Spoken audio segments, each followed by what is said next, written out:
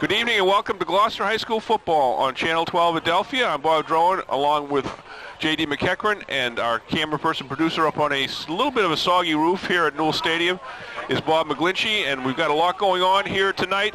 It's just the third game of the season, but it's a big game for the Gloucester Fishermen. It's also a big night for some inductees into the Gloucester High School Athletic Hall of Fame, and it's also a night to remember a player on the Gloucester High team from the 2000 Super Bowl winning year, unfortunately, who lost his life this past week, and that is Stephen Guerrier, and so we're here to honor that young man also.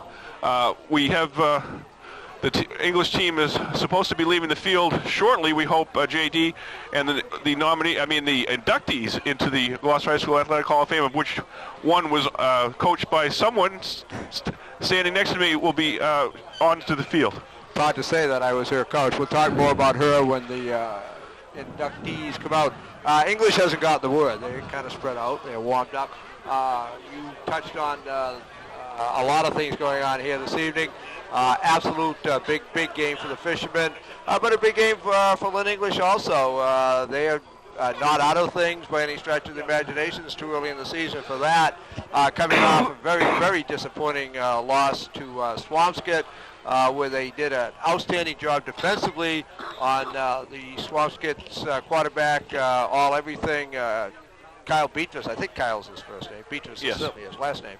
And intercepted him 4 times. Swampscott's only TD was a defensive touchdown, and they won the game in overtime on a field goal. So English, I got a look at them a minute ago. I went down in the field to talk to my former runner, and they have thrown some size at the Fishermen and come down here with a whole lot to prove, and we'll touch on what Gloucester needs to do, as I think we're ready for the inductees, but as I said, English hasn't got the word, and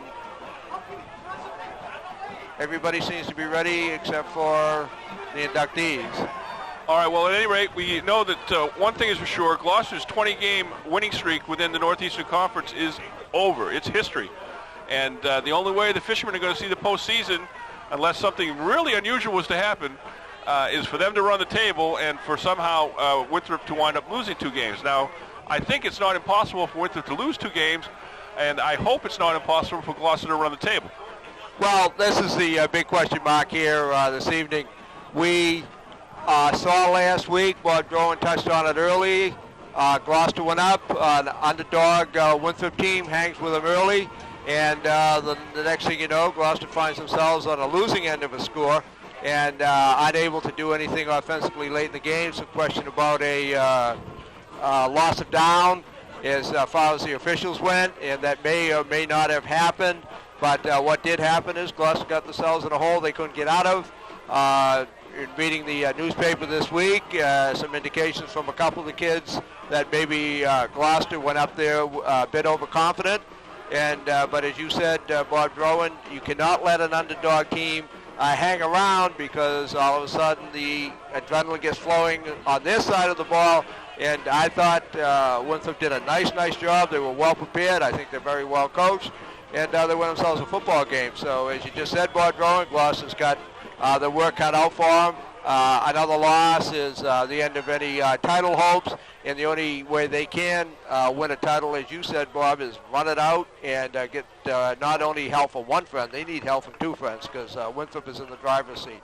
And just to clear up why Winthrop must lose twice, if it comes down to a tiebreaker, it would be the team. If Gloucester was to have 1 loss and Winthrop was to have 1 loss, Winthrop would go to postseason play as the team that beat the other team, which is the way it is in most leagues in Massachusetts. Well, Gloucester's come onto the field, so this introduction is running a bit late.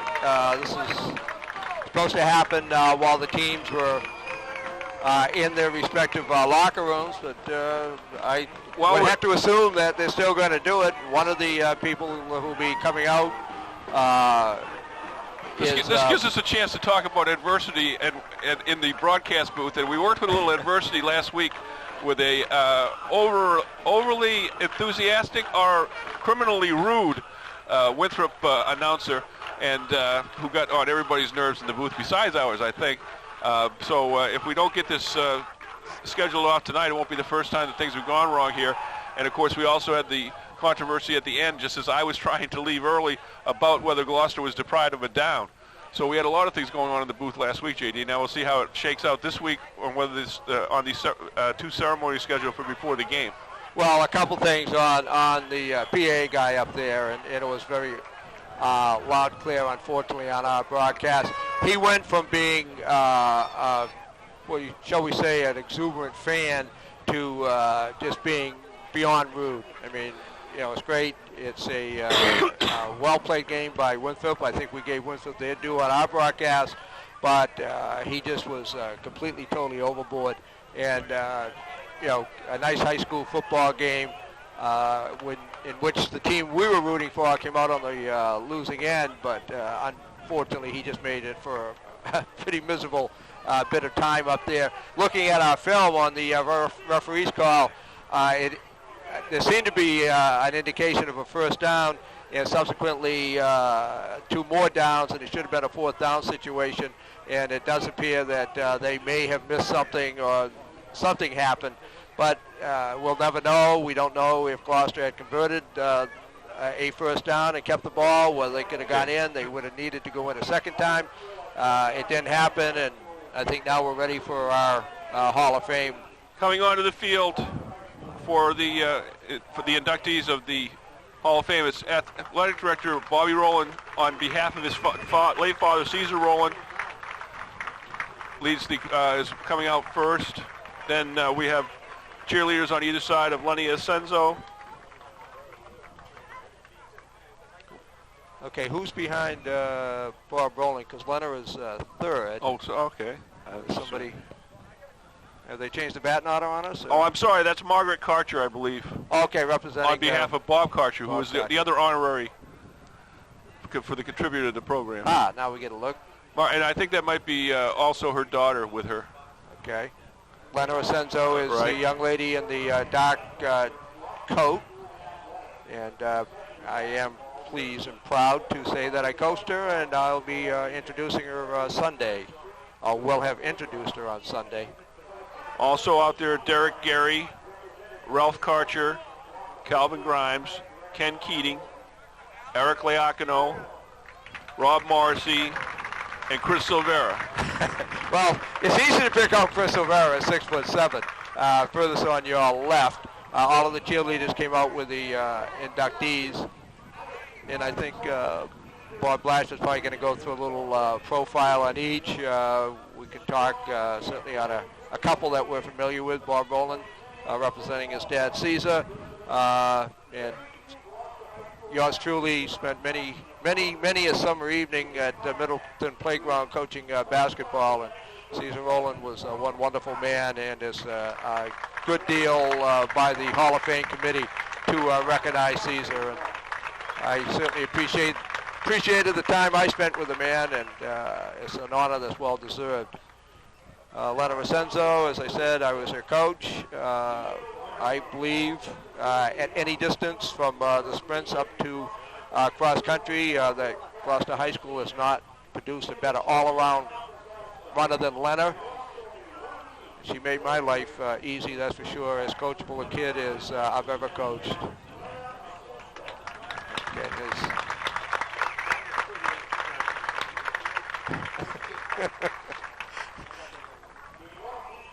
Lena's a bit modest, kind of a quiet kid, and but it's certainly nice to see her.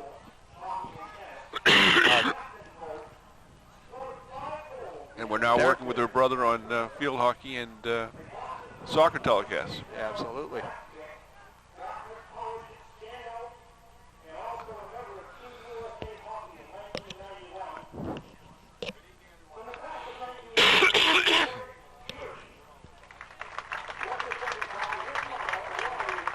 Derek Gary is represented by his mother. Mother, I believe. Yes. Derek, I think, is in California.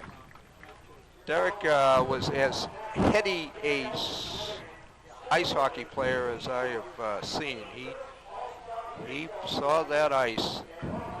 Played a mean game of tennis and went up to Dartmouth and did some good things up there.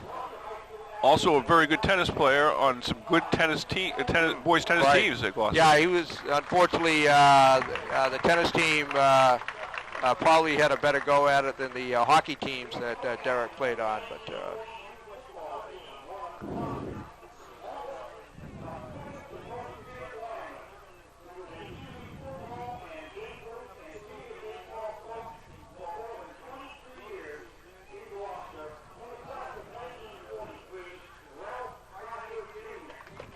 Ralph Carter Jr. introduced, a football lineman, a longtime youth coach.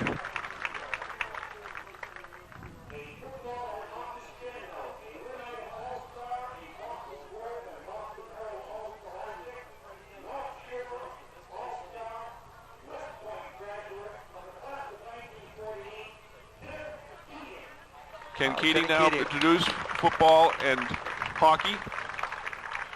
my dad used to talk about him a lot, said he was a real good one. And back when the hockey program was just getting underway. Yeah. Yep. That's when they played outdoors. Yes. Over there in West Gloucester. What a concept. Yes, indeed.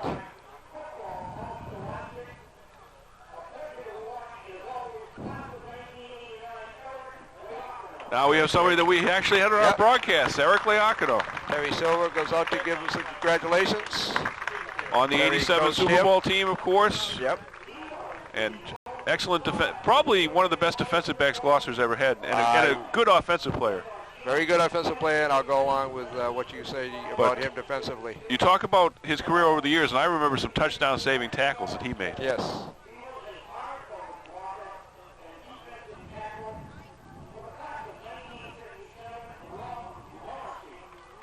Rob Morrissey, represented by his son, I believe. Aha, so Chris O'Vera is not the tall lad. Is that? Okay, that's one of his sons. I'm sorry about that. Thought I was looking at Chris, and I was looking at one of the Morrissey boys. Bobby Morrissey was one heck of a football player. Recruited to BU, and was just one tough son of a gun.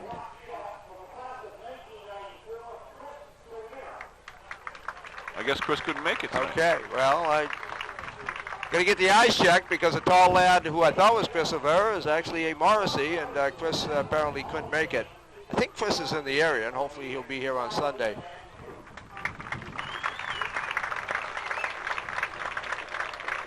I think it's safe to say that Chris O'Vera is the second best big man that Gloucester High School ever produced.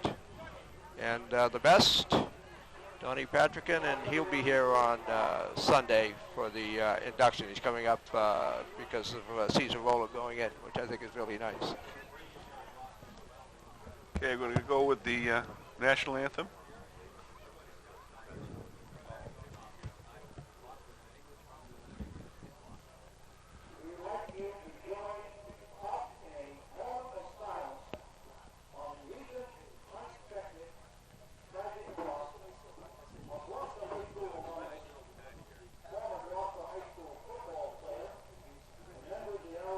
Union Unit Marine Corporal Steve Gurrier, number 20.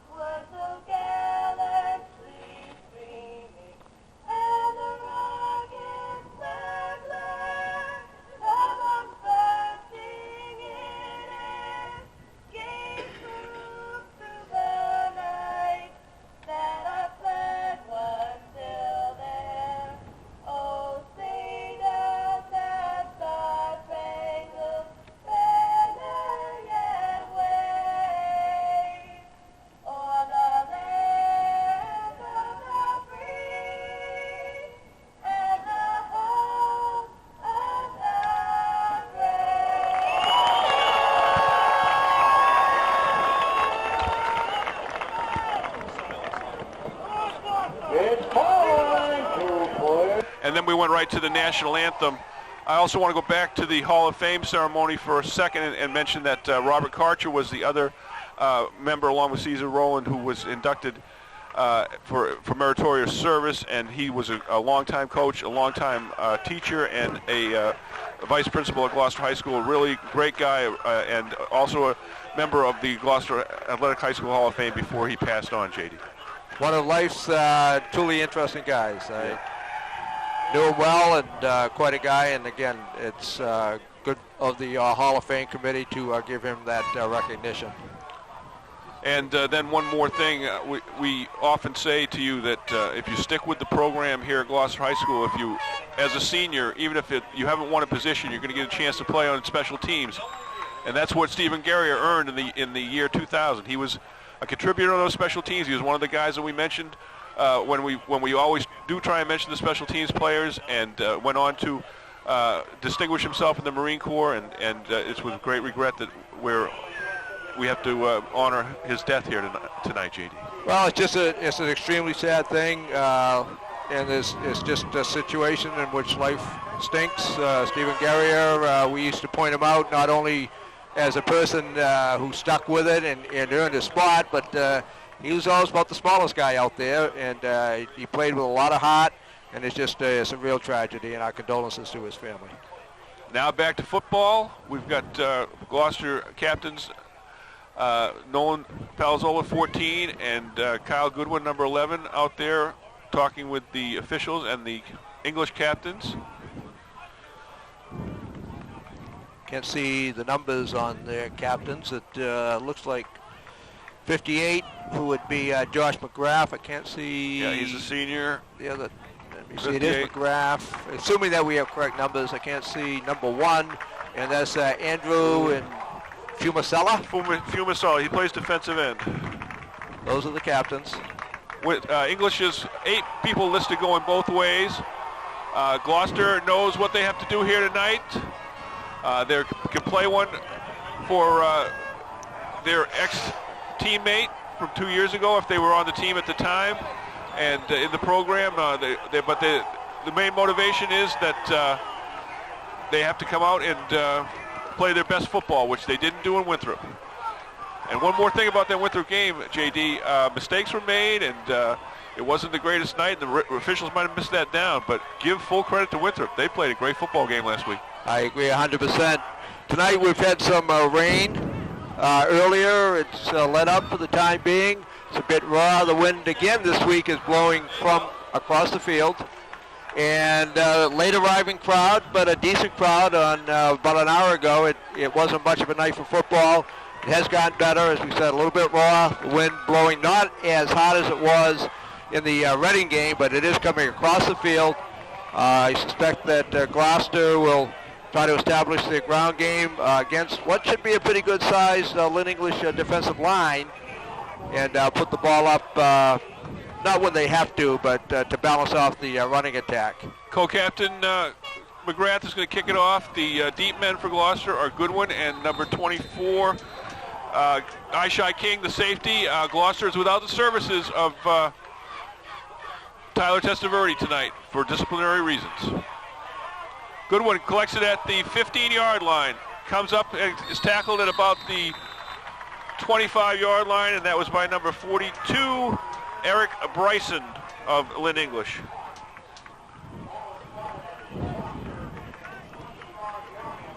We have tight end Chris Sullivan back with the number 6, so at least he's got his red 6, all right. We don't know about the road jersey for 6. A little confusion on the jersey last week. He was 31. He was 31 indeed. Back as 6. Made a nice catch on a deflected pass when Gloucester was on the drive that ended with the controversial 4th down denied. Peter DeMeo split out to the right. Palazzolo under center. Kyle Keating is the running back. He comes to the right side. He's got a room, and he's going to get ahead for close to a 1st down. So Keating is in the backfield in place of Testaverde, the junior, who has mainly been a backup and kicking extra points this year. And the first play gets ahead for about 11, J.D. Good 1st down. Nice hole off the right side. And Keating came up through the hole like he'd been there before. Jamie Wall, number 45, is the fullback. Goodwin is the wingback. DeMaio split out to the right again. Palazzolo with the long count. Handoff is up the middle for Wall, and Wall does well to get a yard. If not that, English was ready for that one, JD. Well, Wall snuck up on everybody. He had the big first game against Reading. He did get some yardage last week. He had to work for it, certainly, because Winthrop looked to take that away from the fish. That's a bread and butter play of the fisherman, is he trap and then run the fullback. So Winthrop was a little bit better prepared for it. Wall did get some yardage, but Winthrop also had a idea of how to stop him a little bit. DeMaio split out far to the left, in motion, and now this is a handoff to the Goodwin on the around the right side, around the left side for about 3. A very good fake. Excellent fake, but the right side of the Lynn English defense wasn't faked. No. They did get ahead for about 4 on the play, so it's going to be 3rd down and a long 5. They need to get the ball past the 45-yard line.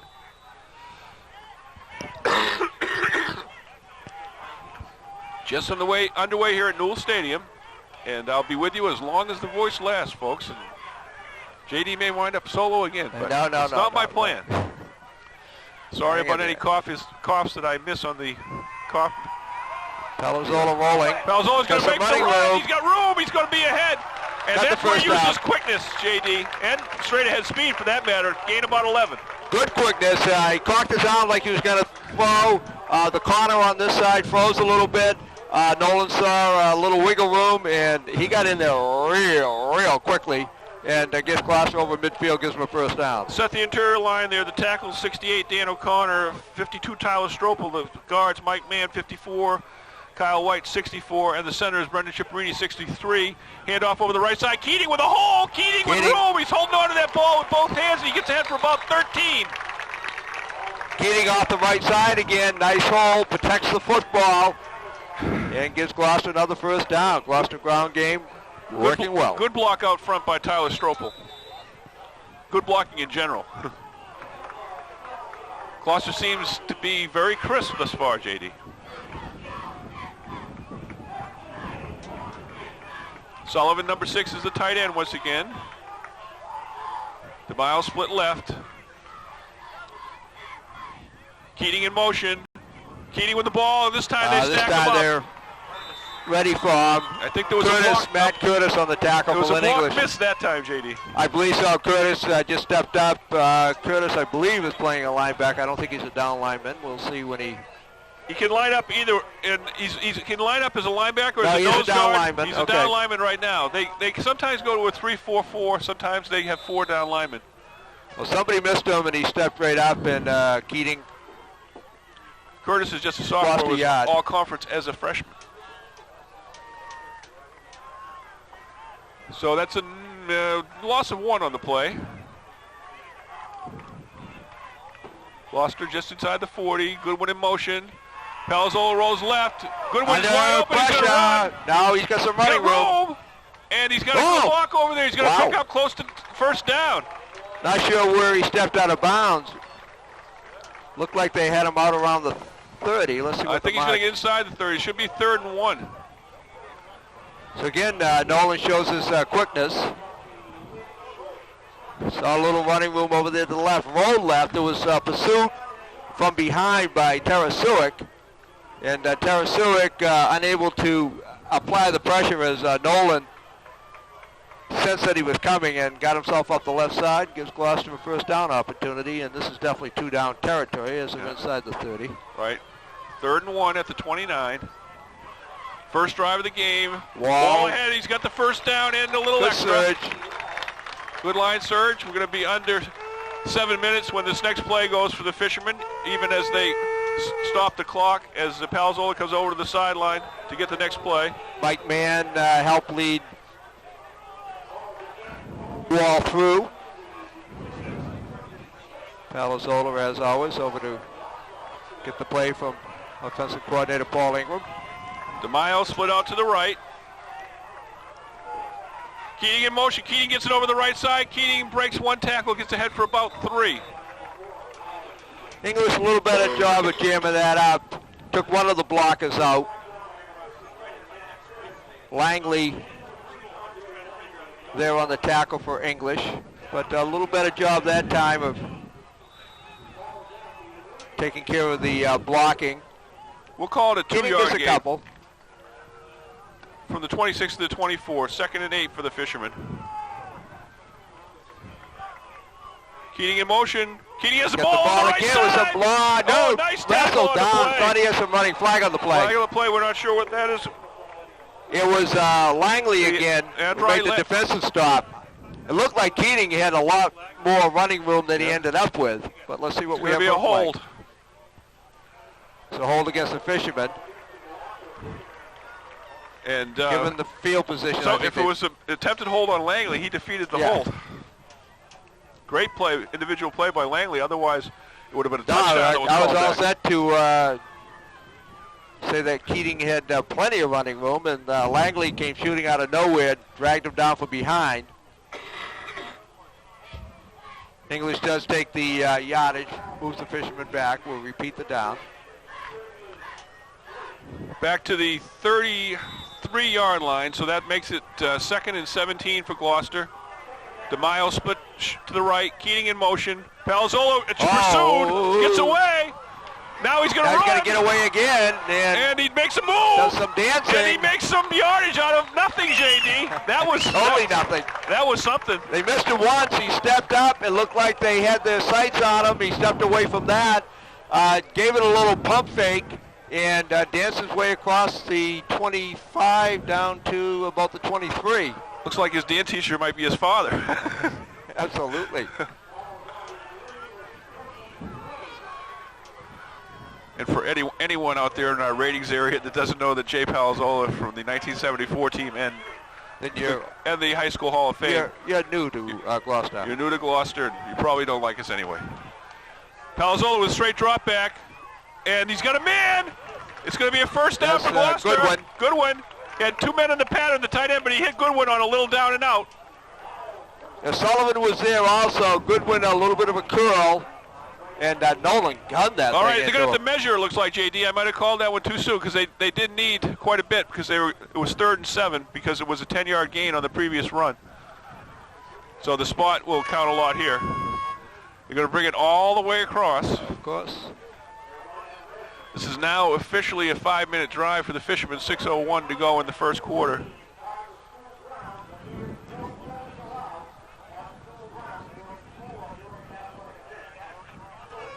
Cheerleaders are blocking us a little bit. Can't see the ball. Wait for the spot here. Looks like a first down. Nope. Inches, okay. Okay. I got a feeling what this next play is going to be. Now I'm going to say my one call of the game. This is too obvious. Just a little back the center, back to the quarterback, and straight ahead, boys. Chipperini will just blast out. They usually give Nolan the prerogative of reading the blocking from the guards and following or going to which side of his center as he wants to. Or you might just get right behind Chipperini if he can blow that nose tackle back.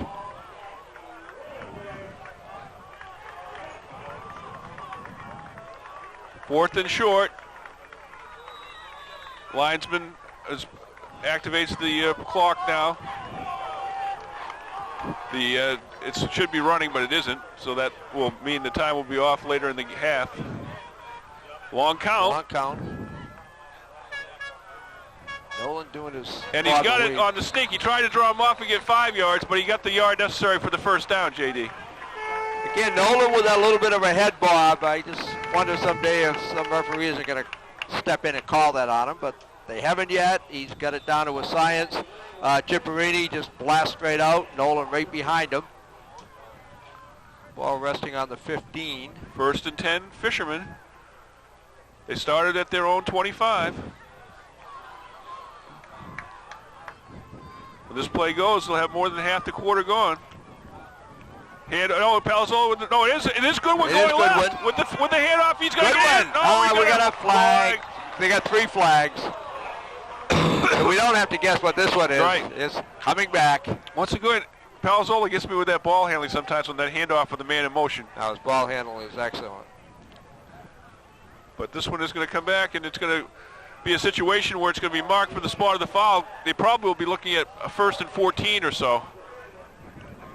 I don't think Kyle needed that either, but that's easy for us to say from over Right. here. Kyle with a nice move, but there's clearly a maroon shirt out there, and as I said, 3 flags flooded on that one. Yeah. Block in the back, clip, whatever you want to call it, it happened. So it's going to be 1st and 14 from the 19-yard line. DeMaio split out to the right. Covered by Brent Tarazuik, the quarterback, cornerback. Here's Goodwin over the right side. Goodwin cuts back. Goodwin's got room. Goodwin's got blockers. Goes to the end zone. No flags. 19 yards out. Plenty of good blocks. Once again, Tyler Stropel with the escort right into the end zone. And the thing was, too, that Kyle read that block. There was a kickout block over this way. Kyle read it perfectly, cuts right behind it, and as you said, Bud Rowan, Stropel leads him into the end zone, and Gloucester gets on the scoreboard. Now we have the exciting moment of Kyle Keating rushing over to change his shoe for the extra point. He's doing pretty good, but I don't think they gave him a... yeah, they're going to have to call a timeout. Uh-oh. He's having trouble getting it on. All right. Somebody's going to have to buy him a shoehorn. Well, that's a good problem. Hopefully the timeout factor won't come back to bite the fisherman later on. Okay, good sustained drive, had to overcome a couple penalties, and Palazzolo with a couple of fine individual efforts. Palazzolo looks like he's going to step up here, JD. I really like his decision-making in this drive. Keating set. That's not to say he hasn't done it all along, but... Giacalone the holder. Vito Giacalone, the backup quarterback. Good spot. High snap, good spot. And strong kick is good. Okay. Good job by Giacalone. Snap was a little high, gets it down nicely. And Keating gets his good, strong right leg into it, and Gloucester has a 7-0 lead. And they took more than half the first period off. I think it's even more than showed because they should have started the clock sooner on the 4th down play for Gloucester when the official marked it. So later on when they adjusted the 2-minute warning, we may see some time come down.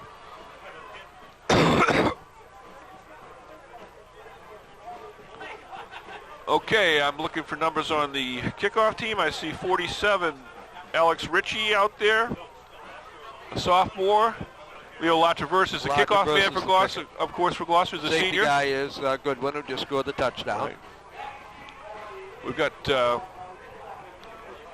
number 10, Jack Reed, the linebacker.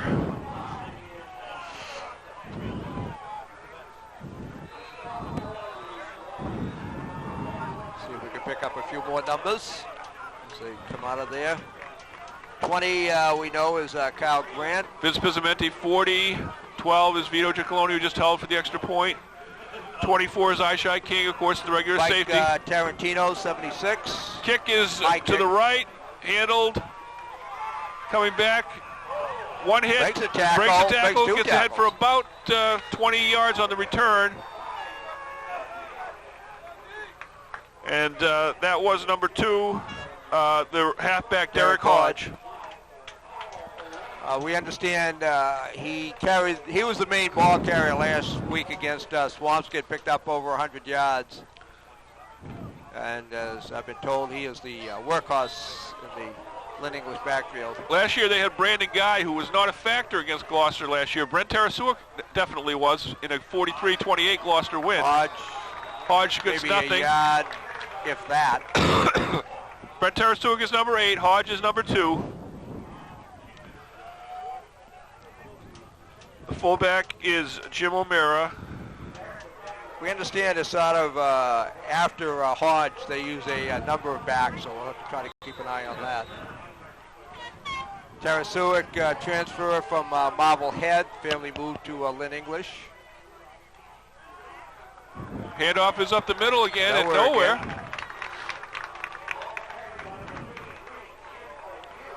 Nolan Palazzolo checks in to help out with the defense. That was O'Mara on the carry.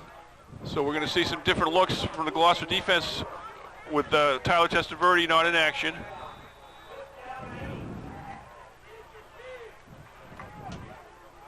Ishai King Sets out to the right here.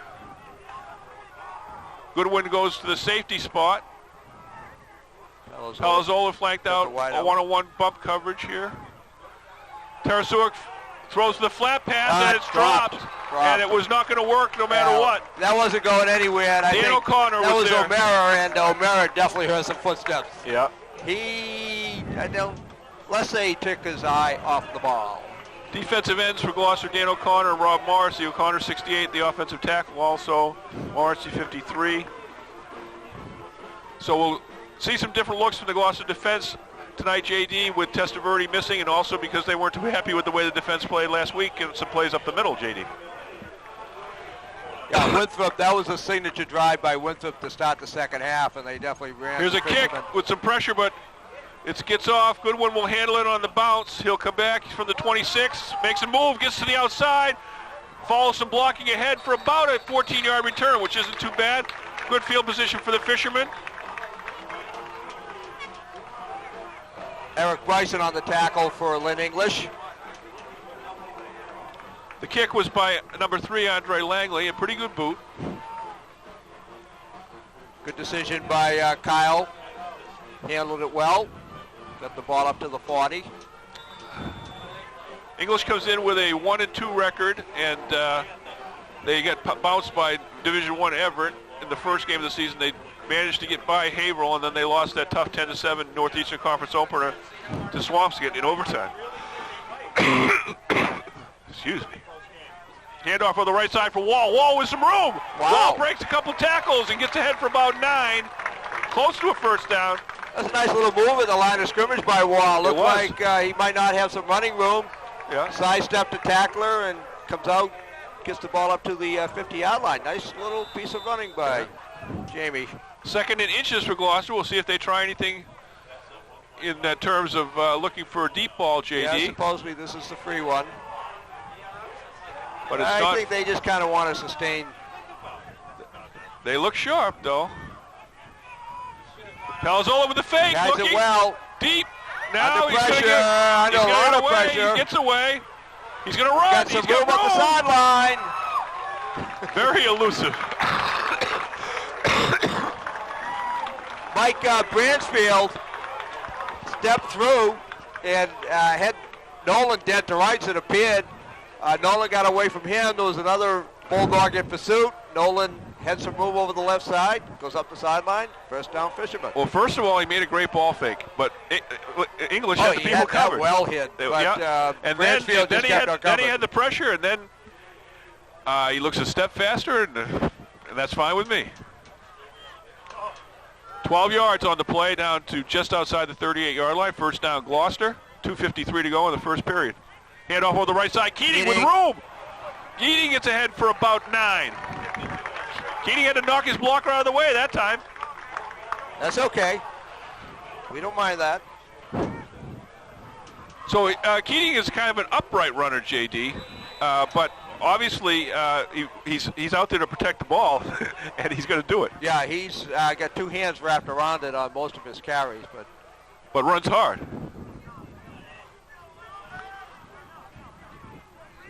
Now we have Jack Reed split out to the right. This is a handoff for Goodwin around the right side with blocking. He's going to be dragged down at about the 20-yard line. Stropel and Mann were both out there. Again, Goodwin a good job. Cuts behind them, gets himself headed upfield, and gets a good yardage, and a Bulldog is hurt on the play. And Bardron, I think you said earlier, English has 8 guys that go both ways. They're having trouble containing the Fishermen as it is, and they can't be losing anybody out of that defensive line.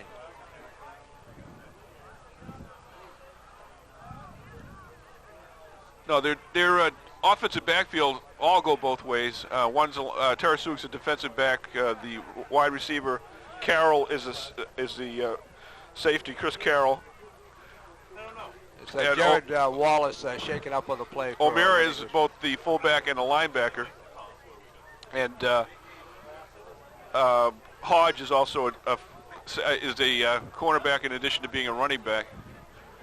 They do have 3 guys who play on the offensive line who don't go both ways. So Gloucester gets the chance to collect their breaths a little bit as they have put together one successful drive for the 7-0 lead and are in the midst of a second drive. Well, this is one of those nights when if we had beaten Winthrop last week, we'd be saying, beware, Gloucester looking ahead to Lynn Classical on the horizon, but there's no looking ahead anymore. No, the one that you got is the one you got to beat. You didn't have to do too much reading between the lines, as I said earlier, at the comments by the kids after the Winthrop game. They just felt that they looked at Winthrop, a 2-0 team, but they didn't beat anybody, and, well, Winthrop wasn't looking that way, and Winthrop, as we said, played a nice, inspired game of football, and it appears that a message got across to this Gloucester team, and they've come out with a good sense of purpose here in the first period. No, there's no doubt about it, and that's what happens when you've won 20 straight games in the conference, JD, and you basically have been the program in the conference since 1995. They are out to get you, and it's a feather in their cap if they do. And Winthrop got the feather. Handoff over the right side. Wall for about 2. Just a couple.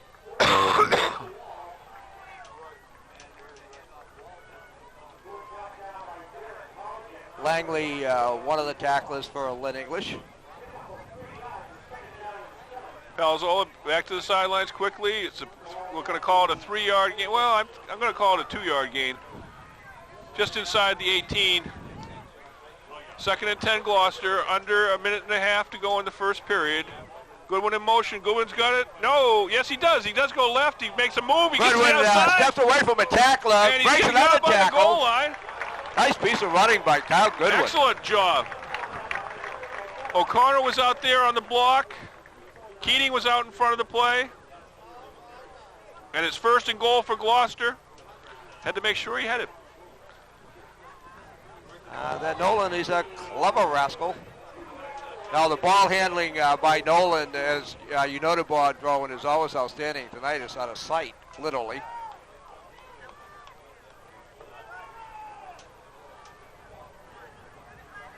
Handoff over the right side for Keating. Keating gets close to the goal line. It's going to be 2nd down, however. Probably a yard, if it's that. Maybe less. Wait for the spot. No, except for the holding call and the block in the back, JD, Gloucester offense has been terrific. And keyed by Nolan Palazzolo, his escapability here. And a good job by the Gloucester offensive line. Oh, yes.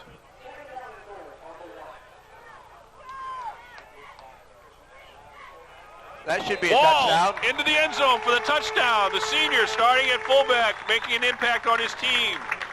Big first game against Reading with 136 yards. Really had a nice game last week against Winthrop, JD. Wall just had to follow that left side of the Gloucester offensive line. He did it nicely, kept the ball protected. Then you can see when he got up to the line of scrimmage, Gloucester had won the battle in the neutral zone. Wall had a couple yards of running room, takes advantage, and gives Gloucester a 13-0 lead. Now we watch the adventure of changing the shoe for Keating. He's out there quickly this time. He's got it down to a science. I think probably ably assisted by the most able guy around these parts, Pat Barry. Good snap. Kick is up. Strong and good. Kick is good. And we've got a 14-0 Gloucester lead. 39 seconds unofficially to go in the first quarter, JD. And all fishermen and Nolan Palazzolo is being captain and quarterback very seriously tonight. He absolutely has shown some real magic with his feet. If they're giving him an inch, he's taken the inch and then some. And he has definitely set the tone for the offense. Goodwin's got some yards. Wall's got some yards. And Keating's got some yards, but Nolan may have more yards than any one of them. And if we thought that Gloucester was going to stumble this year, JD, I think we thought they were going to stumble in a high-scoring game. I think that may be the biggest thing about the Winthrop upset is that Gloucester only got 14 points. Yeah, that if you told me that Winthrop was going to put 28 on the board, 24 on the board, I'd say, well, Gloucester's going to win at 42-24. Exactly.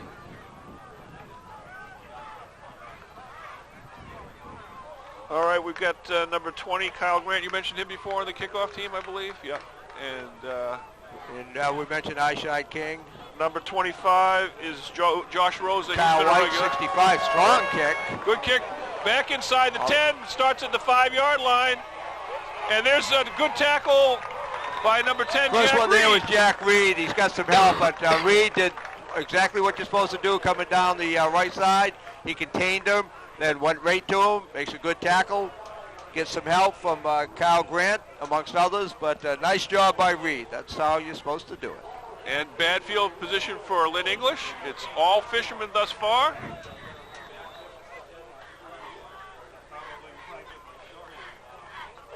First and 10 at the 18-yard line. Nolan Palazzolo checks into the defense, so he's going to go both ways, it appears. Pitch to the left. And taken down in pursuit there.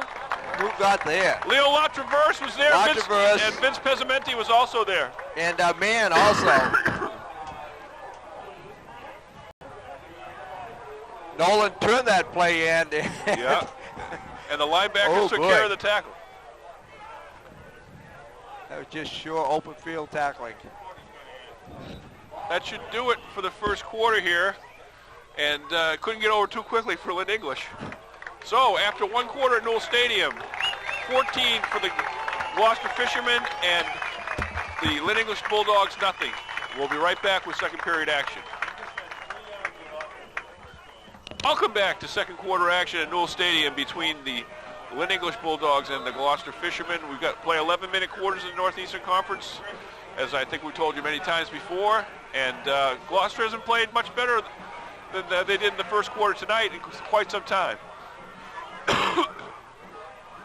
14-0 Fishermen, 2nd and 9 for English. There's a quick fake, and there's a sack by Mann. He did not fake Michael Mann. Number 54 with the pressure on Tarasuik. He tried for the pump fake, and then he was pumping, looking up. Well, when he looked out this side, there was good coverage on the intended receiver out here. Reed had one covered pretty well, and as he pump faked, Mann just drove right into him, gets him down around the kneecaps, and wraps him up, and it's a loss of about 3 or 4 on the play. Okay, we have Jamie Wall going both ways tonight, and Wall is playing at left defensive end right now. So there's some changes in the defense. 2 receivers split out to the right. Pizzamenti and Jack Reed go with those receivers. Here's Tarasuik looking over the middle. He's going to run. Yes. He's not going to get very far, and that's going to be a good closing on the play by the Fishermen. Leo was there once again. Mann again. Denon also, I believe, 74. Denon, you're right. And Wall. Tarasuik thought he saw a little running room, but the Fishermen, again, you usually have somebody spies the quarterback, and there were about 3 spying him that time. Tarasuik, I don't think he's a scrambler. 4th down and 9. We have been having a single safety. Goodwin goes back. We have a timeout on the field. English calls it. Kind of a strange time to call a timeout. But I'm not sure why. They've got enough personnel out there, appears. Okay. Now I hope they knew what down it was. They had first down before the end of the quarter, and then they had second. And once again, it's Andre Langley. He got off a pretty good first kick, and Goodwin returned at 14 yards. Goodwin Josh Rosa into the game for as the 45. Little pressure from Rosa. Kick short, is high kick. Short, high. Fishermen got to watch it. Watch the bounce. And they're going to get good field position inside the English territory. And handled by Doug Brewer for Lynn English, and very good field position for the Fishermen. English with barely a yard on offense thus far, JD, in two possessions.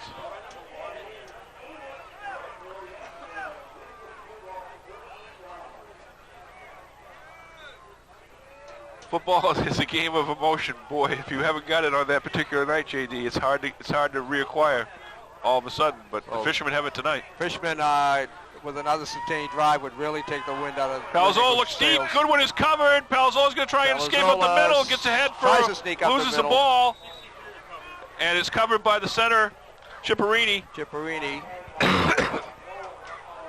English a better job that time of containing Nolan. I think it was Matt Curtis who got a hand on him. Well, the main thing was that they had two people on the intended receiver, Goodwin, and there wasn't really an outlet.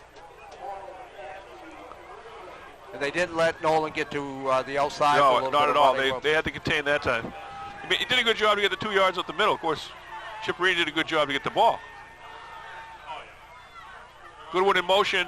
Palazzolo rolls right.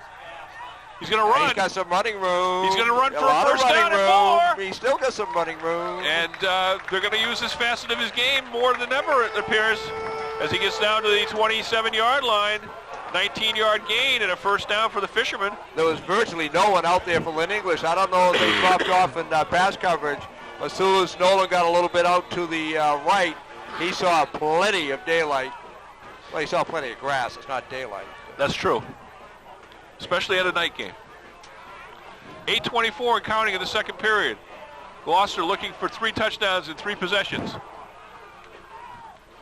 Getting yardage in pretty large chunks. There's Wall on the handoff on the fullback trap and gets ahead for about 7. Again, the Gloucester offensive line doing a nice job. Wall with some running room. Again, Keating goes in motion, but Palazzolo puts it right into the stomach of Jamie Wall, and he gets ahead for 7. And, all right, we'll call it 6, 2nd and 4. I think it's Gloucester calling a timeout now. It is, as they come over the sideline. Not sure if, keep an eye on Nolan. He may have called that timeout. I don't know if he was shaken up on that play or not. Took a little hit, I think, to his left shoulder when he was diving for those 2 yards, and the ball actually was knocked loose, and Chipperini recovered.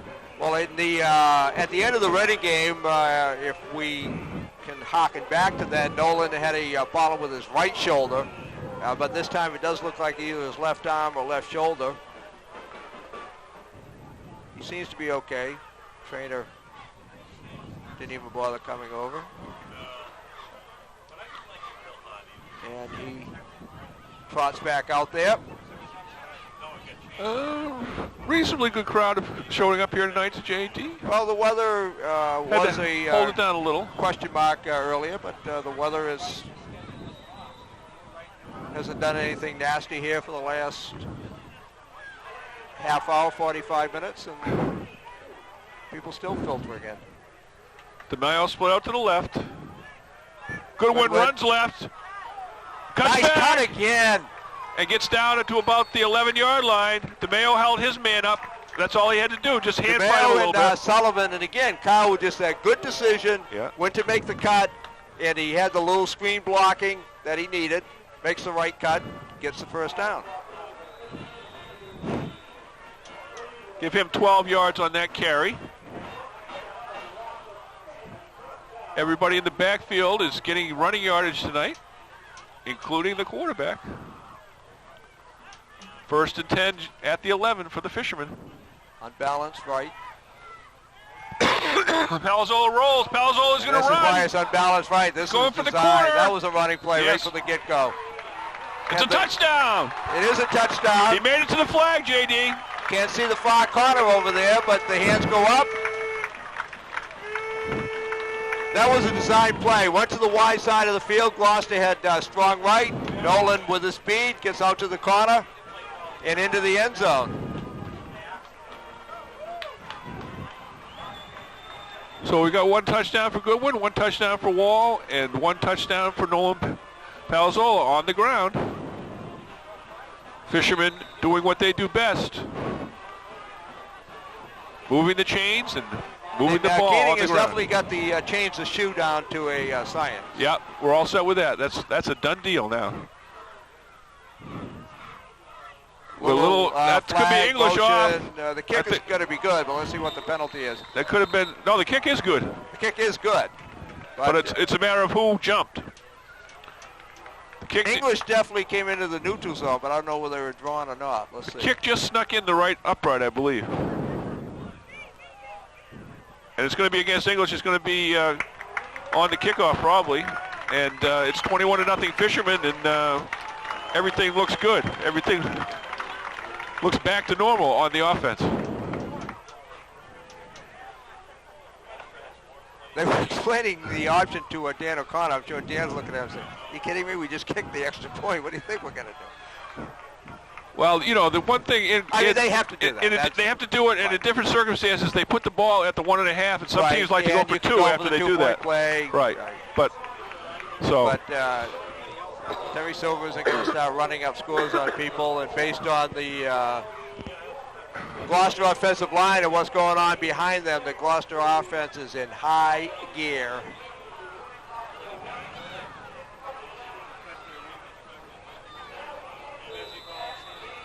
Well, it's been a while. I mean, of course, you can't say that Gloucester didn't have their backs up against the wall when they trailed Classical last year in the closing moments and pulled it out on a 70-yard touchdown pass. But it's been a while since Gloucester knew they had to win them all, as it were, JD.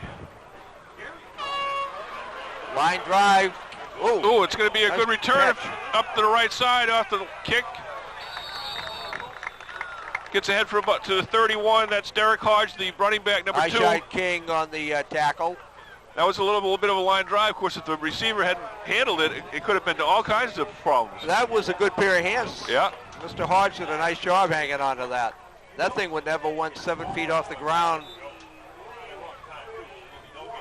Well, Tarasuak is in a position where he's going to have to throw the ball a little bit, JD. 6:59 to go. I don't think he can, but we'll see. Well, Gloucester will probably put the good pressure on. The pitch is to Hodge, and Hodge can't get outside. Oh, nice tackle over there. That's Vince Pizzamente. Excellent play. Good open field tackle. Great job on the outside. Leo Latraverse right there for support, but Pizzamente with a beautiful tackle.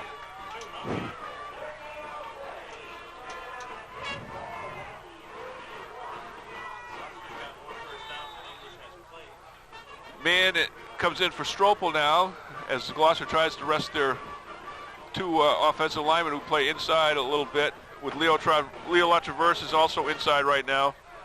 Pizzamente on the outside. 2nd down and 10. They're coming. And this is, that was the pressure. The pressure by Leo Latraverse. It's a good thing they were coming. The hot receiver was Andrew Forticella, and he came out late, and he might have been off to the races. He was definitely off to the races. They must have blitzed somebody from that side because there was nobody with him. But the pressure was there, and Tarasuak had to get it off about 1/2 a second quicker than he wanted to. You would think, though, that somebody would rotate to the side of the blitz, but it didn't matter because the pressure was there. Okay, it's number 7, Chris Carroll, split out to the right along with Andre Langley. Over the middle to Langley, and Reed breaks it up with his left hand. I think it's a good play. Good job by Reed. And 3 and out for English once again. And the key on that play is that he kept his right hand away from the body and just used the left hand to break it up. Yeah, you can see both his hands. He didn't get a hand up on the shoulder. He timed it right. Referee right there calls it incomplete, and the Fishermen force another Lynn English punt. And that's Andre Langley, who will now punt the ball. Goodwin dropping deep. Shot kick the last time. We'll see what they can do this time.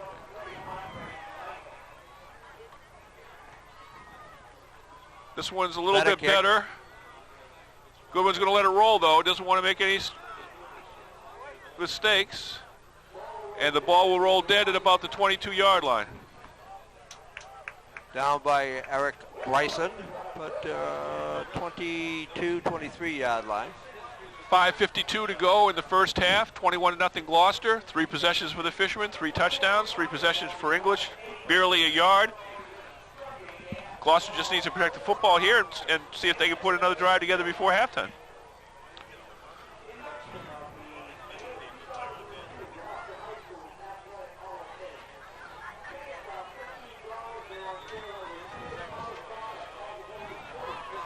Chipperini out over the ball.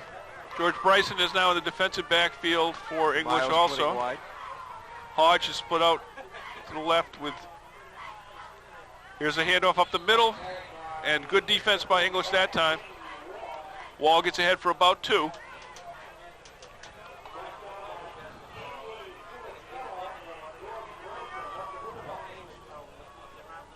They've got 3 out of the deal.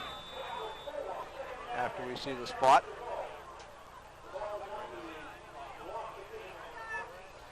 Yeah, actually, I had a pretty good spot. I thought he was inside the 25. We'll give him about 3 anyway, close to 4. Good one in motion. And that one didn't work. Good defensive play. And he'll lose about 5 on the play. I think that was Matt Curtis on the tackle for Lynn English. Once again, Matt Curtis is, we said, sophomore who made all-conference as a freshman last year. English has decent size. Are these new uniforms for English?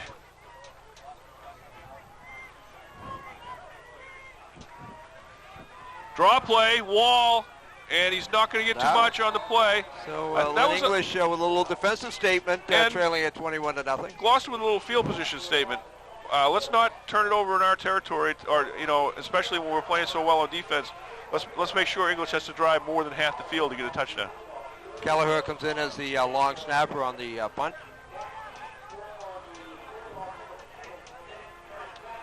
Gary Molea is the English coach. He's had some success in his years of the program, but never quite been able to win the big one. And in the Northeastern Conference, usually winning the big one is to beat Gloucester.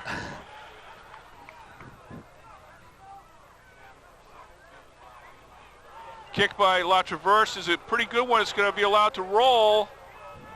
And it's going to roll down at about the 38-yard line, so it's a 42-yard kick on the play.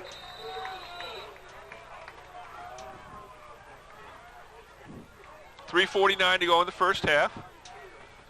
The key here is just to try and shut English down again and make sure you're ahead by at least those 3 touchdowns to when you go into the locker room, JD. Well, English, as you just said, 3:49 to go, trailing at 21-0. They've got decent field position.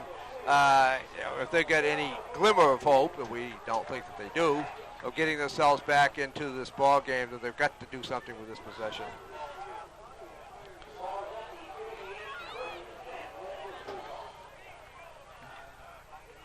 First and 10 at the 38. Short Short pass to the sideline. Not a good throw whatsoever. Are they going to call it complete? No. Oh, yes, they are. Okay. Oh, okay. All right, well, guess a good diving catch there by number 3. Well, the Gloucester defender was the one who was signaling no catch, but the referee came up quickly, spotted it, so there you go. Big Fernando Hernandez is in there, defensive tackle for Gloucester, along with Kyle Ryan right now. 65 is Ryan. 77 is Fernandez. Dan O'Connor is the left defensive end.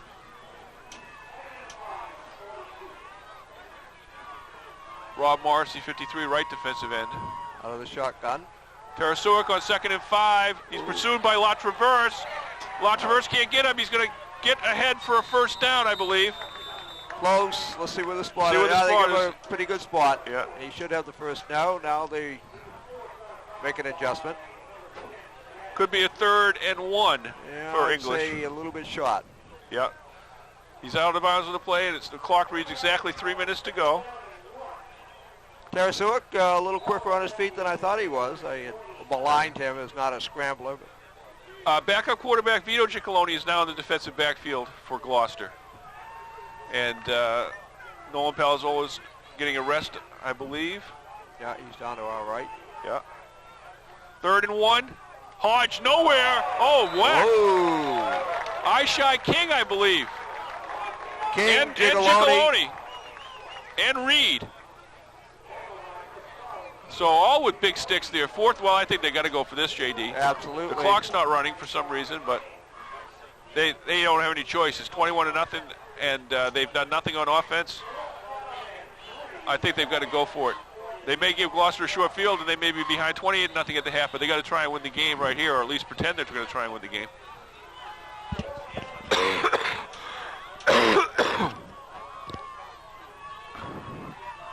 Pitch. Oh, pitch. This is disaster. Tarasuic. This is disaster. No, it's a the worst disaster. thing that could have happened. Oh, boy. Gloucester's going to take over on about the 20. With 2:36 to go. Well, we talked about it last week. We talked about it many a time. A dangerous play is a pitch play, and Lynn English just illustrated why.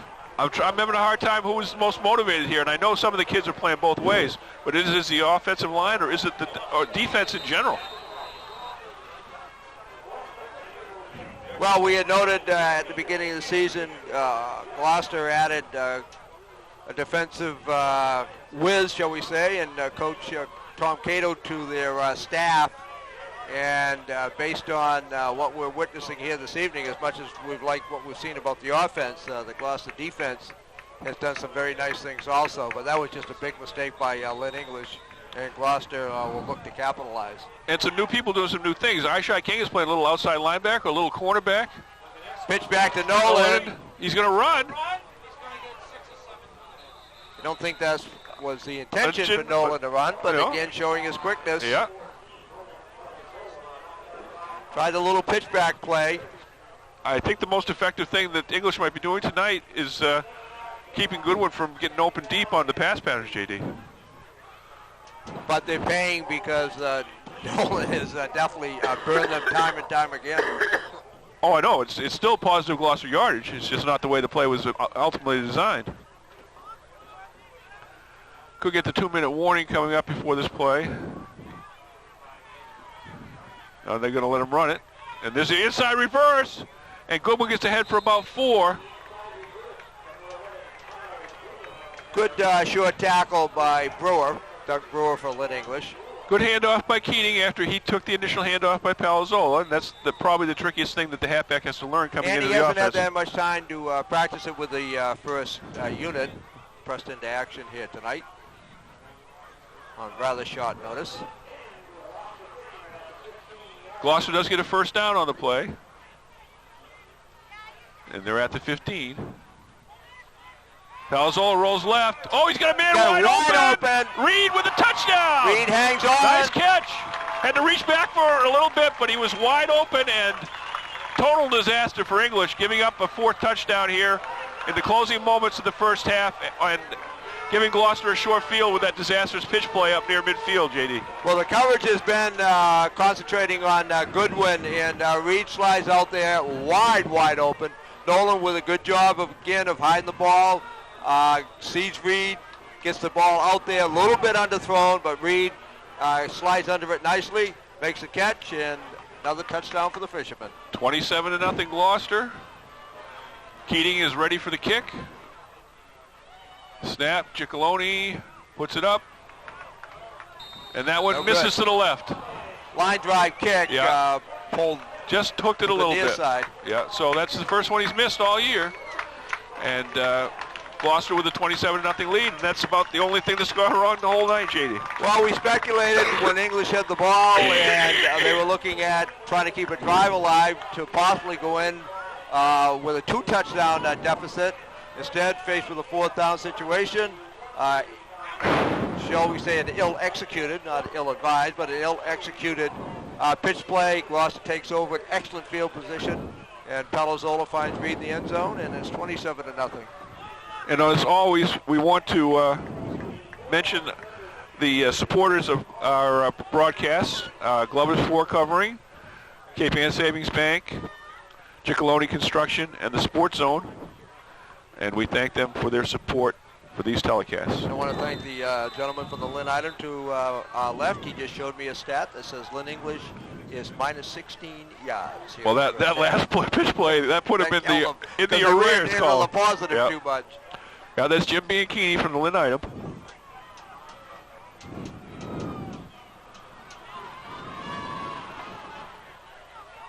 Kickoff was a low one, handled by Hodge. Comes back to the left. And he'll go down at about the, I'm sorry, that was number 5. That was Ari Johnson. Mike Tarantino,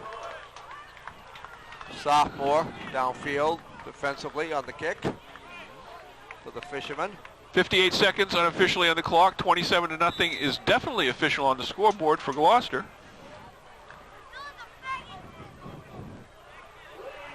And got a lot of people involved tonight, JD. Jack Reed with a touchdown reception. Tarasuik looks again for the short one. I don't know what these patterns are, JD. 4-yard passes. This kid is supposed to have an arm. He gets take a Hodge shot. out of the backfield and kind of guns it out there. Hodge unable to get a handle on it. And you're right, he's has a reputation of being able to throw the ball downfield. Instead they come out to the flat, they're doing the short stuff. It ain't working. Andre Langley set out to the right along with Chris Carroll. Josh Ryan out of the shotgun. For the Fishermen. Oh! This is a deep one. And that almost picked off. Intercepted. Good pressure by Gloucester. And that was Ishai King on the blitz. Terry Silver did well to get the ball away. Gloucester getting a lot of people in there on defense, rotating some fresh linemen. Denon comes back in. And Kyle Ryan gets a rest, number 66. Mann is back in an inside linebacker with La Traverse. I think 66 is Josh Ryan. I think Kyle Ryan 65 is I'm sorry, okay. 65, right, okay. And Denon is 74. Sorry about that. Here's a blitz by Wall. Little screen. Screen pass is set up, don't but it goes get nowhere. La Traverse block, though. La Traverse is there, and a bunch of fishermen with him.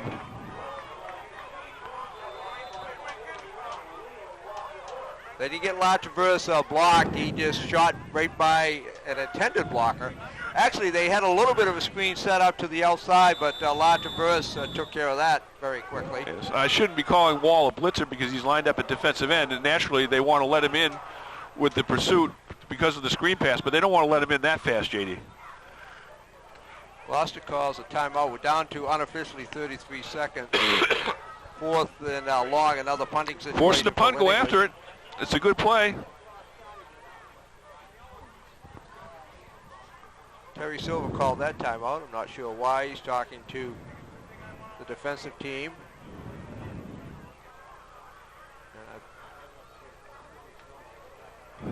No sense in speculating. Now they go back out there.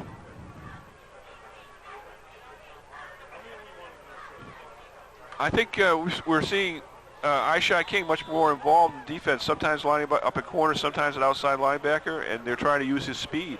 Gloucester drops 2 men deep this time. Joining Goodwin is King. And now we get a whistle. King was back in tandem with Goodwin on the opening kickoff. 5 yards step off against Lynn English. I have a feeling that English is never going to continue need more go on kickoffs. for the Bulldogs. Josh Rosa, again, has been lined up on the outside. He's got good speed. He's gotten close to a couple punts this year. Number 25, he's going to take a small shot.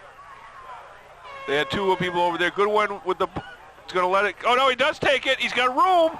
He's coming down the left sideline, and he's going to go down at about the 33-yard line.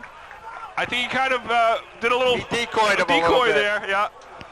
Looked like he was going to let it go. He got a nice high bounce. He steps up. Gets it down to about the 32. So, 28 seconds left. All is fair and love in first half, JD. Good first half for Gloucester.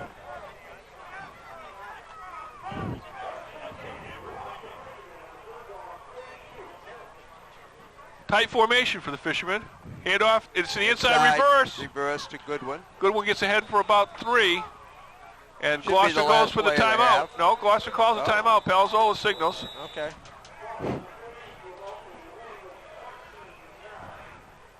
John DeCastro, number 15, checks in for Keating.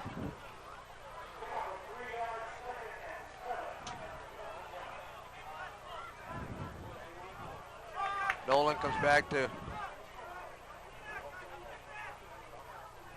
guess we have a problem with which football we have out there.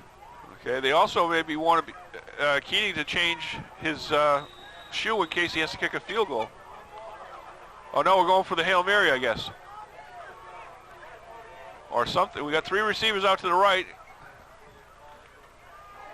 Palzola rolls right, puts it up. Oh, wow. Goodwin Goodwin has got catches it for a touchdown. Oh Touchdown. yeah. Oh yeah, touchdown to Goodwin. With 1 second showing on the clock. And hey, You get the field position, you got to use it. Good job by Palazzolo. He was getting chased by Funicella, and Palazzolo rolling to his right. Got it downfield, far enough for Goodwin. Goodwin near the goal line, makes the catch, rolls into the end zone, and Lynn English. 33-0. Extra point try to come, JD.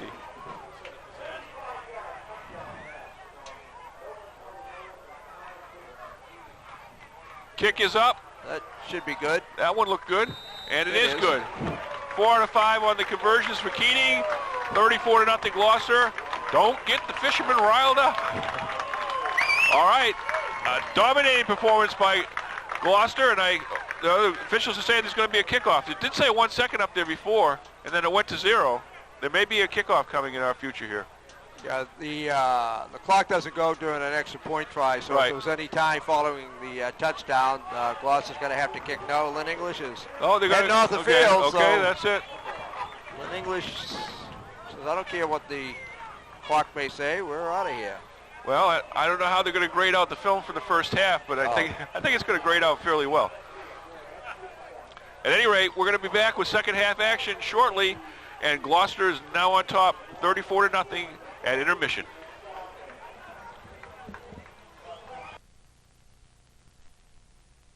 Welcome back to the second half of Gloucester football against Lynn English. I'm Bob Drone along with J.D. McEachran. J.D., we have a rout on our hands. We have the worst possible combination for English here tonight. They came in, and it's a hornet's nest, even though the Hornets are in Manchester. The Hornets are in Gloucester tonight, too. This Gloucester team was ready to play. That's an understatement. We're going to check with Bob McGlinchey, our cameraman and producer, up on the roof. Here comes Lynn English. Okay. Yeah, I'm not going to malign them. They're just taking a good old-fashioned whipping. There was a question of how Gloucester would respond after last week. Well, 34-0 tells you all you need to know. Bob Drone's got some stats that will further tell you all you need to know. But definitely Gloucester came out very, very determined. Nolan Ryan, I knew I was going to do that. Nolan Palazzolo. You're up. I'm up 2-1. I've ruined you for life. Where does that come from? I don't know. You started me on it. I didn't mean to do it. Nolan, I'm sorry, buddy. I know who you are. In any event, Nolan Palazzolo came out, did some very, very good things offensively, just opening up that Lynn English defense. Saw some things that he was able to take advantage of on the ground. He's thrown, I think, is he 3 for 3 passing? 3 for 3 for 50 yards. And Kyle Goodwin has gotten his touches and responded. Solid effort out of Wall, who continues to do a nice job. And Kyle Keating, filling in here this evening, has done a nice job also. So the Gloucester backfield has acquitted itself very well with a task certainly simplified with the offensive line play that Gloucester has shown here this evening. And a very, very good Gloucester defense. Lynn English minus yardage. Minus 16. Nothing to show offensively, and that's the Gloucester defense. Again, as we said, the addition of Coach Tom Cato to the staff, and the Gloucester defense has made a couple of adjustments personnel-wise, and I'm sure they're grasping what Coach Cato is teaching them, and it's just been a fine half of Fisherman football. A few extra design plays for Nolan Palazzolo on the run have resulted in 11 carries for 82 yards. Some of those were scrambles, but some were set running plays, J.D. Definitely they were set running plays. But Nolan has made some good decisions when he's had to scramble a bit. And then Nolan, we know, is very, very fast, and they've got a couple design plays for him. And he's taking advantage that way also. We see him warming up. And Gloucester scoring just about on every opportunity, and in the first half, including the late Hail Mary pass from Ryan. There we go, from Palazzolo to Goodwin. You got me. Thanks for this time. You just want to get even with me. I didn't want to get even. I wanted to stay ahead. I've had mental blocks in my life, but that's going to be the worst We're one. Dead now. Here's the return, and the man is going to take a hit. The ball is going to be loose. Oh, who's on it? Deep kick, and that was Derek Hodge, number 2. And the Gloucester got the ball, and the disaster continues. Leo Latraverse Latraverse gets the ball. The guy who kicked it off. We have always noted that Latraverse just absolutely, after he kicks off, loves to come down and get into the play defensively. They leave Kyle Goodwin back as the safety on the kickoffs. But Leo Latraverse first down there. They put a big pop on Hodge. Ball comes loose. Latraverse comes up with it. A little bit banged up down in front of us, but with a smile on his face, he got himself a nice fumble recovery. And Gloucester's got excellent field position, and Lynn English says, oh, no. And we've got a new quarterback. That should be Stewart. Joseph Sophomore. Stewart, number 2. Handoff is to Keating, and he's going to get ahead for close to a first down over the right side. So Gloucester makes a change at quarterback immediately. The rest of the offense is in there to give the new quarterback, a sophomore, a chance to work with the first Tony team. Testaverde into the game for Gloucester, sophomore running back. Keating comes out after he has his run. I'm sure Terry Silver's going to pull them out one at a time. We'll double check the offensive line. I believe it is the starting offensive line. Testaverde gets the Testaverde handoff, with a carry. and he'll go ahead for Gets a about couple. 5. That's not his first carry. Got a carry in the carry 2 in the first game. Vito Lagrasso, another sophomore. And I'm sure he's going to replace Goodwin. So they replace the backfield. Still got the starting I'm sure line the in offensive there. line will stay in for this series, and then we'll see wholesale replacements. 2nd and 6 from the 10. Handoff over the left side. Lagrasso. There's going to be a hold Get a on the play, I hold. think.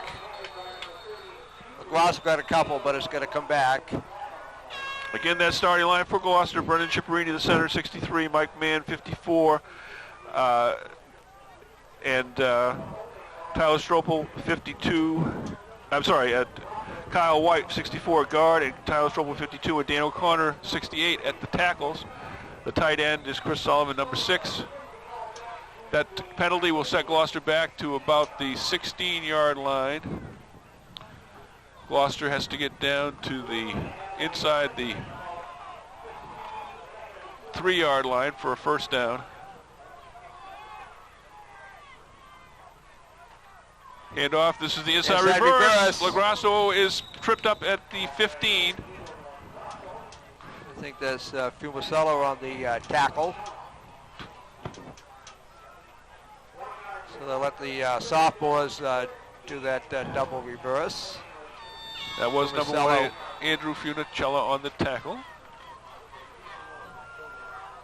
3rd down and 12 for Gloucester.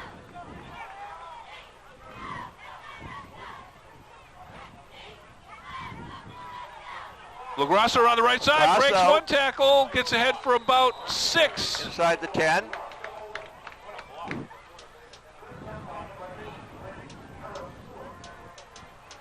We've got Ishai Kings in the backfield also for Gloucester, lining up at fullback. DeMaio still the tight end. Stropel's still out there. So again, the offensive front is basically intact. Yeah. It's the backfield that has had And the wholesale Gloucester will go changes. for it on 4th and 6, just inside the 10-yard line. Ball Ball is loose. Penalty on the play. I don't think anything is going to go Gloucester's way. Lynn English will take over. We'll see most of the first defense check in, it would appear. They'll get substituted for, I'm sure, in short order.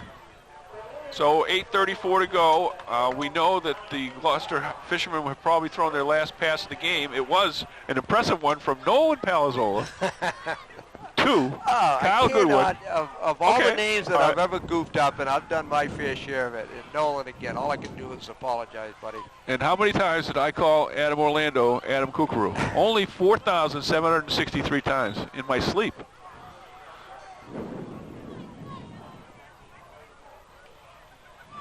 First and 10. That was Short Stewart. flat pass again. They got that play down. They can gain 3 yards on that anytime they want. Langley, the receiver, short yardage. But Rowan, you have some stats, courtesy Yep. of John Darkinis, and our Well, friend here for the we Lynn have item. 15. Jim Bianchini also helped us out from the Lynn item. We have 15 first downs for Gloucester in the first half, none for Lynn English. Lynn English had negative yardage, minus 12. And Gloucester well over 250 yards in total offense. 8 carries for 64 yards for Goodwin. Ball is loose. That was the shotgun snap that wasn't handled.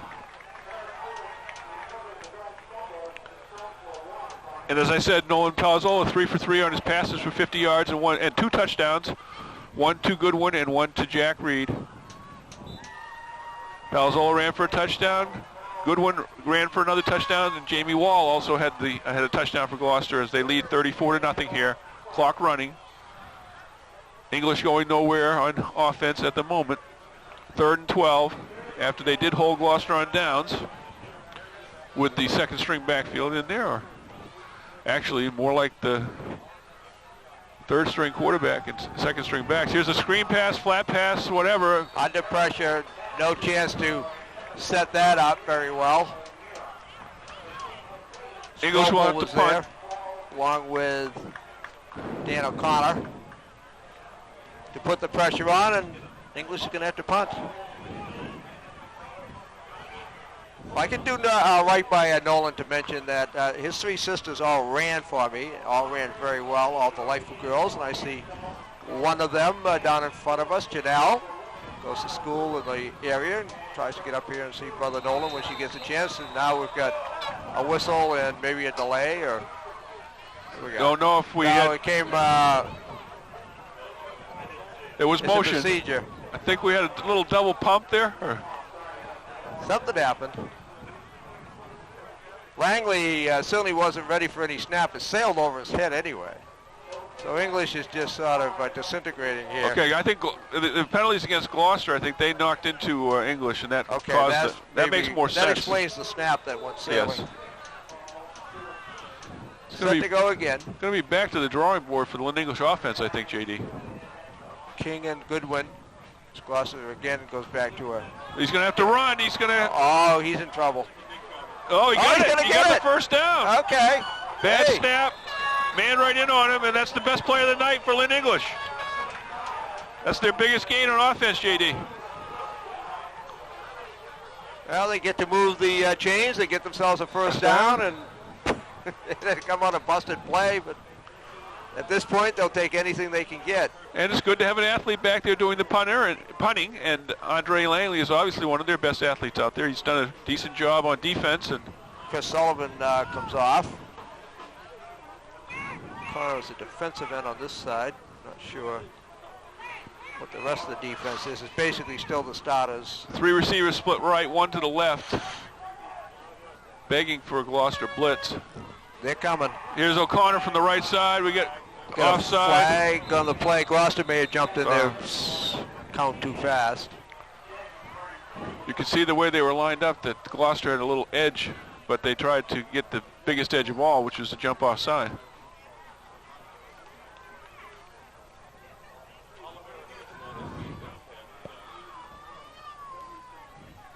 Liam Kelleher in the game. There you go. Number 55. Center's on the long snaps, now playing some defense. See Jamie Wall on the sideline, so his evening is through. Oh, no, it was a motion penalty. Okay. Oh, okay. We guessed wrong twice now. We thought that... okay. And so they marked it off and then said it was declined. That's interesting. Well, now they reset the marker. Okay, so now, okay, all right, okay, there we go. Okay. All right.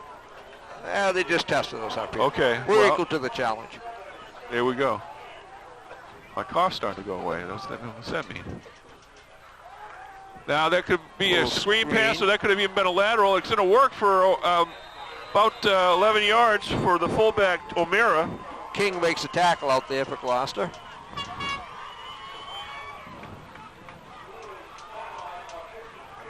Nick Gigaloni into the game for the Fishermen. Number 3. King comes off. Gigaloni, Nick, that is. No, Stoffel started off, but also nobody had gone out there to replace him, so Stoffel's still out there. So slowly but surely, Gloucester changing the defense also.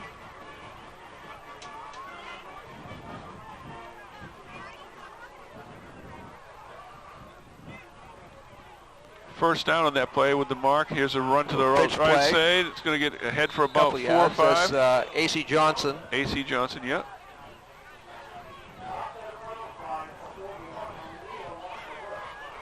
And this is the kind of game where you don't want anybody to go out of bounds. You just want to say, yes, keep this clock moving. No penalties. Keep moving, and we'll see more of the Yankees game. No passes, plenty of runs. Although English obviously has to go a little bit airborne here.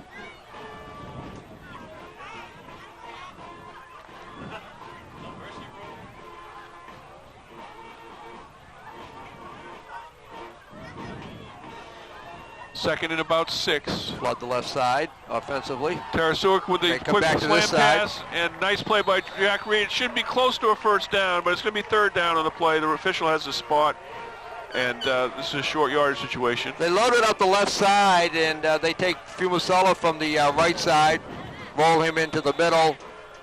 It is a completion. Reed on the tackle, 3rd and about 1.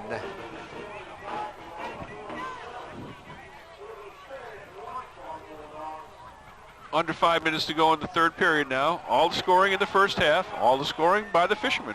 That's why it's 34-0 Gloucester. Pitch back. A.C. Johnson tries to get the outside, and he might not have made it. First, see where the spot is. He's right at the yard marker. I don't think so. Well, maybe. I think he got his shoulders upfield a little bit. He might have got it. Just got it. They're going to call for measurement. Gloucester's still playing very hard on defense. Coach Cato's got Tyler Stropel over there. A good amount of the starters still in for this. Is only the first possession of the 3rd quarter for English. They do come up short by inches. Not too much. The last time they went for it on 4th down. It was a disastrous pitch play, yes.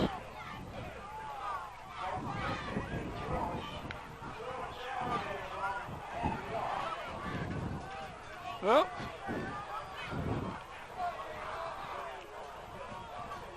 this time they come up in a tight formation. Could see the old quarterback sneak.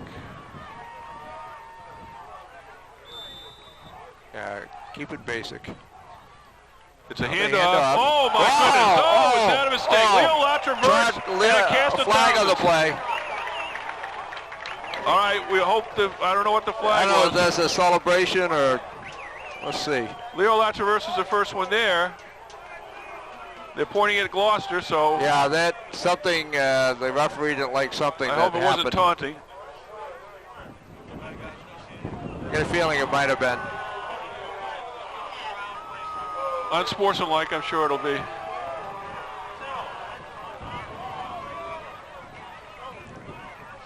That's unfortunate. No.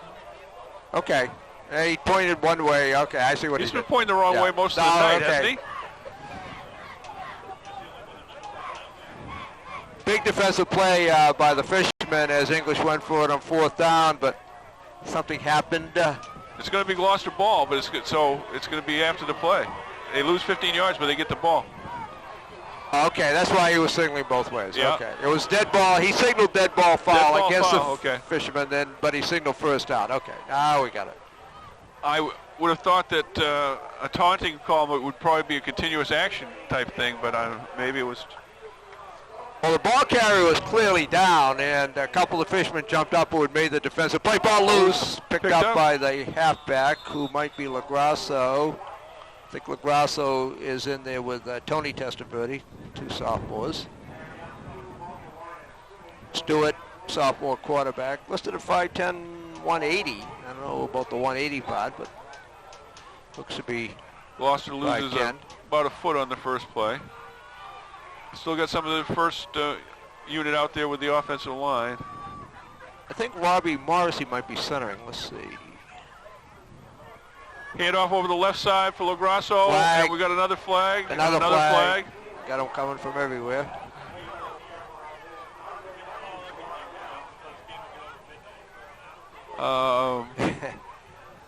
This is one where I'd like to see a limited on flags. Trying to see who the center is. I may have misread a number.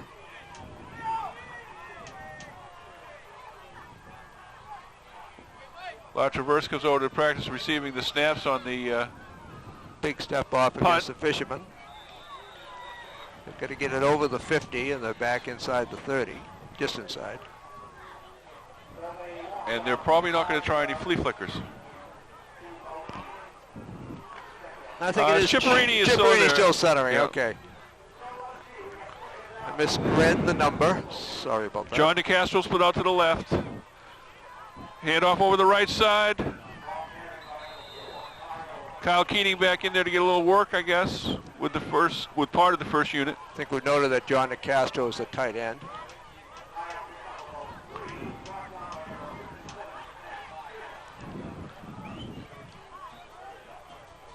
Third down and 17. Third period dragging a little bit with the penalties and what have you.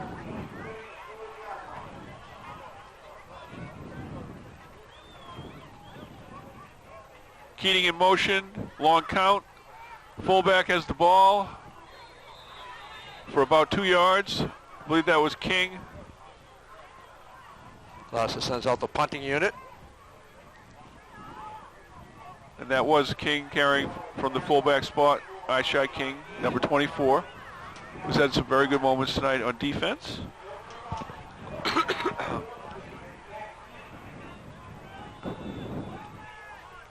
Need another player out there? I think so. They called timeout. Oh, okay. I thought that Mr. Wall was done for the evening, but now he arrives on the scene to become the 11th man on the punt team. And Gloucester normally does that there. Whatever the special team is, they normally will put back all of the starters or the people involved in the special team. Nolan Palazzolo down to our left, and both of his shoulders look fine, JD. That's good news. Oh, a great kick by La Traverse back to the 26-yard line. Here's their man tripped up. No, he's going to stand up. Number 10, Ben Trenfaglia. Faglia, I'll go with that. Trenfaglia. He's been working a little bit at defensive back for English tonight, a little bit at wide receiver. Hernandez into the defensive line. Kelleher is still out there. Reed. Mann, although I think Mann will be coming out of there pretty quick. Got a 41-yard punt on that. That's a good, solid kick. Okay, tight formation. English resets the formation. Now they set out one man to the left. They have a man in motion. A man. Oh, another little short pass. This is another guaranteed 1-yard gain. Nice short tackle. Guess he doesn't want to show anything in the films for the next game, huh, JD? Keep it under wraps. That was Nick Tigoloni did a good job of covering that and making the tackle. Keep it under wraps so they don't have an offense. Nate Denon back into the game defensively. Man still out there.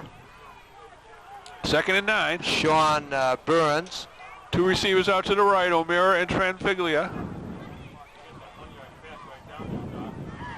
Here's a short pass to the short man, and that was number 9. It was intended for Justin Johnson. And they try to run Carroll downfield and bring Johnson in behind him, but again, defensive pressure from the Fishermen, and Tarasuk throwing off his back foot. Yep. Nate Hunter into the game for Gloucester. Why couldn't we make more mistakes with the players on the names on the other teams? Wouldn't that make more sense? Because then they'd be gone until next year, and never mind. Okay, we got 1:08 to go in the third quarter, and we do enjoy the 1-yard completions more than we enjoy the incompletions as far as the clock is concerned. Here's a pressure, trying to screen. Middle screen. And Gloucester's going to tie it up. And a good pursuit by Denon, number 74. Good recovery by Nate is right. Good pursuit. He didn't give up on the play when the man started to show a little separation because he knew he'd have to make a move. And that's 4th and about 6. There's no reason for English not to go for it, JD. That's correct. We noted in our first broadcast that Nate Denon worked real hard in the offseason, dropped some weight, and really got himself ready to go this year.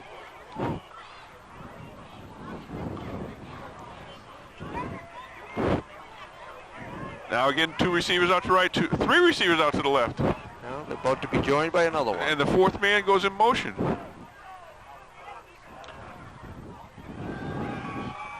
Tarasuk in trouble. He's going to run. Gets some running he room. should get it. He gets the first down, goes out of bounds. The contain wasn't there that time for the fishermen, and they pay the price. Traverse and Pizzamenti chase him out.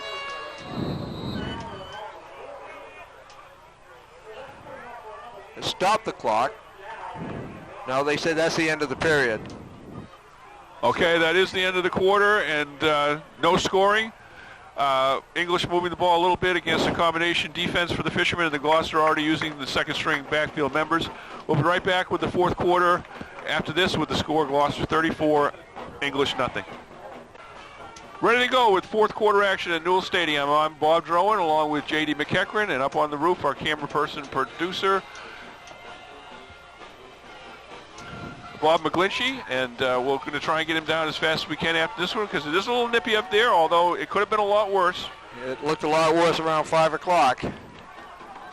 1st and 10 for English at the Gloucester 40 in Gloucester territory for the first time tonight on this drive. Here's Tarasuk with a roll. The pass is deflected. And let's see who Reed, I think. I think it was Reed who got a hand on it. Yeah, Reed dropped, got a hand up. It's the first time Tarasuk has really rolled. We're looking to pass, JD. And Reed made sure that they don't get anything out of it, as he's able to deflect it. Incomplete.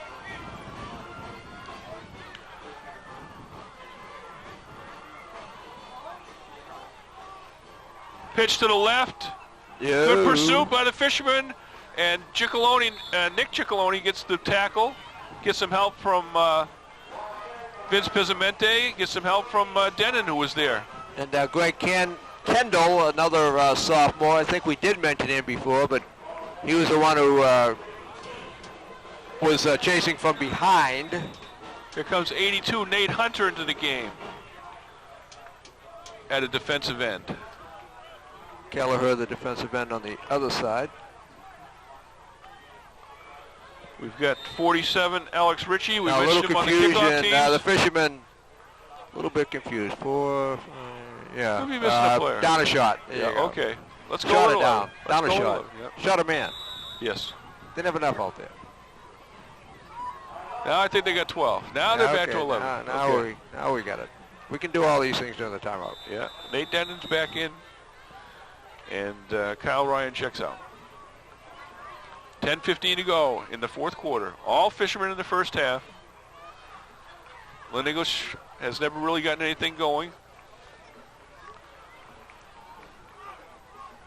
One of their better plays of the night was not a fake punt, but their player was forced to throw after a punt. There's Tarasuk on the down and out. The coverage man is 20, and that's Kyle Grant. The pass was intended for Justin Johnson. Justin Johnson, number 9. A little too far for Mr. Johnson. He was covered by Kyle Grant. Gloucester a great deal of pressure here tonight, JD, and the fishermen, of course, put up a lot of points quickly on just about every time they had the ball in the first half. But the Lynn English offense has not looked very solid here. No, not in the least bit. But they didn't do all that much last week against Swampscott. Did a good job defensively. Now they come back. Screen pass can be picked off. DeMaio. Ooh, that was 2 inches higher. Mrs. DeMaio would be. Was that DeMaio? I'm sorry. It was DeMaio, 81, I believe. It was DeMaio. Yep. Seeing a little stint defensively. 34-0 gives you a chance to look at a lot of people. First and 10 fishermen. See who's quarterbacking. It's Nick Ciccolone. And he saw some time in the Reading game. So Joseph Stewart was the first substitute in, and the second one is now Nick Ciccolone. They're both sophomores. Could be competing for a little running room out here.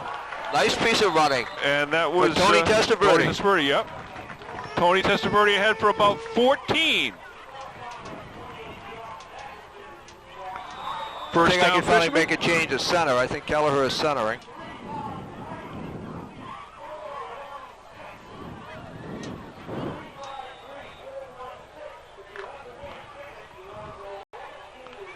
Gloucester hustles up to that line of scrimmage. Anxious to get a couple of snaps here in the fourth period. Handoff over the left side for LaGrasso. He gets ahead for about 2.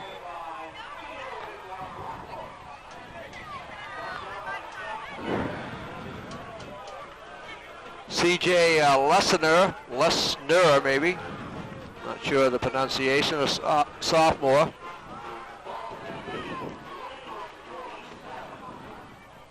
In at tight end. Lesner's in at tight end, so we got number 6 and number 7 at tight end. This is a couple of unusual numbers for a tight end, but works for me.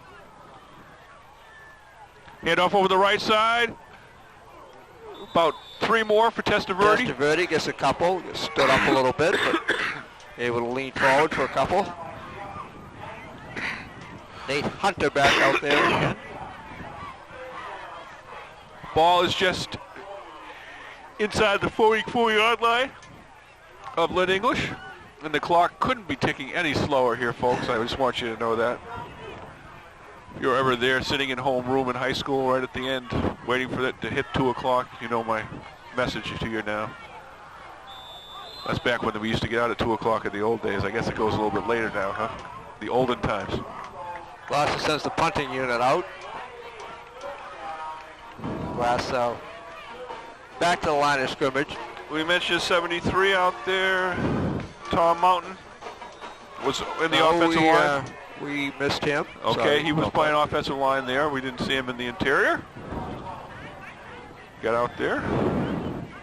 Kelleher stays out as a long snapper. Keeps your special teams basically intact. And a good kick towards the sideline. It's going to catch inside the 20. Inside the 15 maybe, with the spot is about the 12-yard line, so English with poor field position. And Leo add to their woes. Done a good job punting tonight.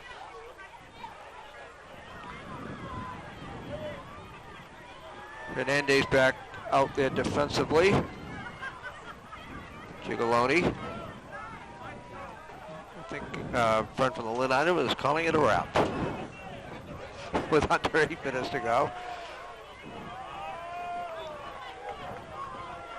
Artaverse comes off. First and 10 at the 13-yard line. Cornerback defensively. Pitch to the outside. Man hits the ball. Oh, is that a little long? They may get their first score if he's fast enough. He is. I don't see any flags. 86 yards. There goes your shutout. No flags. Gloucester defensively may have tripped one another up out on the outside. It looked like they may have had him contained. A couple of fishermen got tangled up. And 86 yards for George Bryson, number 4.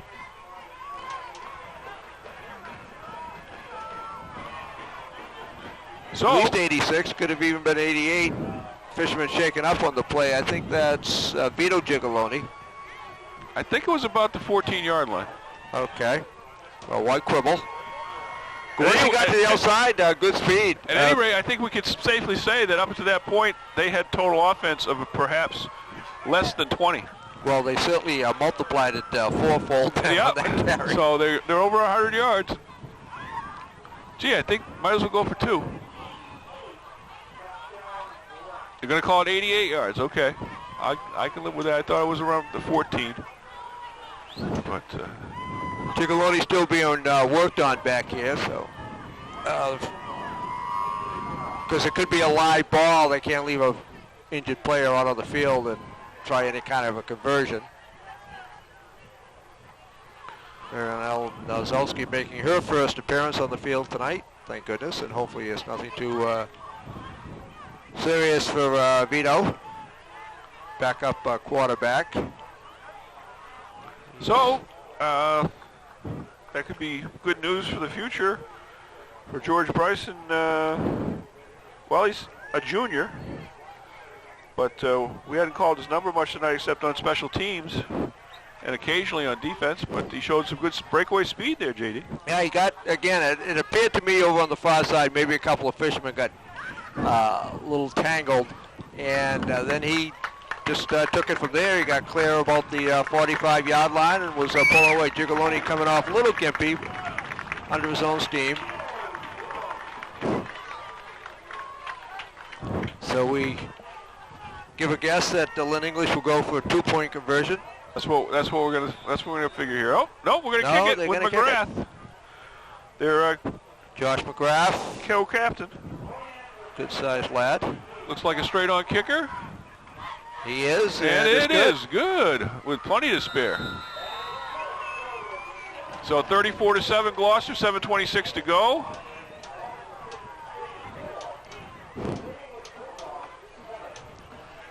And a few of the Fishermen faithful might be sliding towards the exit. Just to see what's happening with the Yankees. As always, our telecasts are on Tuesday night, and as we always say, we want you to be watching the game for a second time when you see us on Tuesday night. Come out to Newell Stadium and support the team on the road. There's still a lot of games to be played. This team can run the table. They have the talent. We know that. And they certainly showed a bunch more desire tonight, J.D. Well, the biggest obstacle I have to think to running the table looms here this Friday night, as Lynn Classic will be coming to town. I expect the joint will be jumping. It would have been anyway had both teams been undefeated, but the game has not lost its luster because of the loss by Gloucester to Winthrop.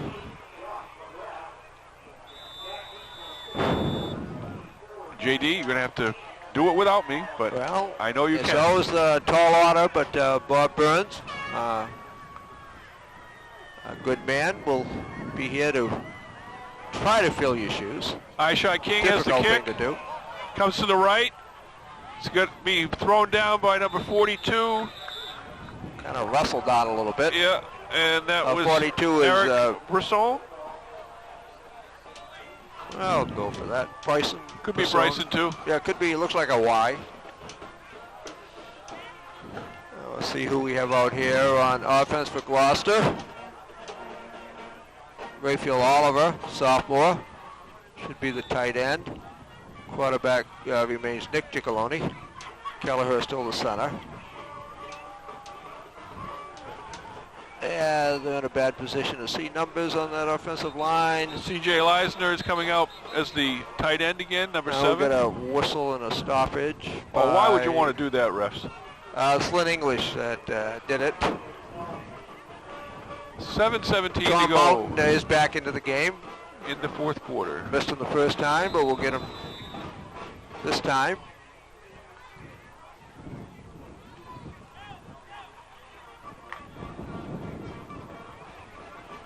Fisherman with the tight formation. Looks like King and Testaverde are the backs.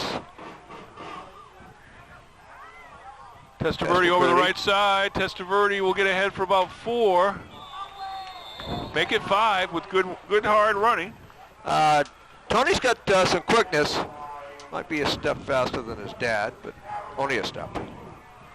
But got up there nicely, got a couple of yards. 2nd and 5 for Gloucester, right at the 40. Mike Tarantino into the offensive line, another sophomore. A lot of sophomores getting some playing time.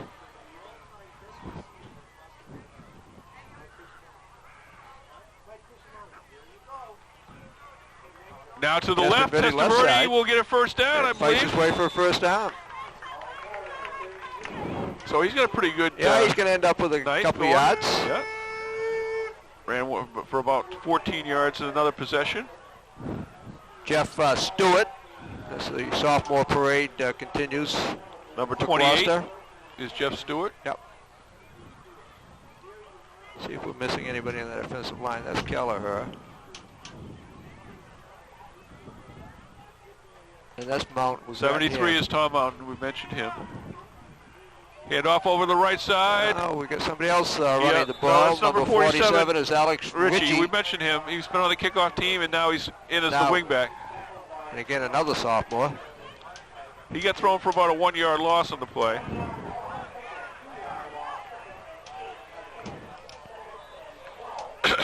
Nate Hunter comes back out there. Now we have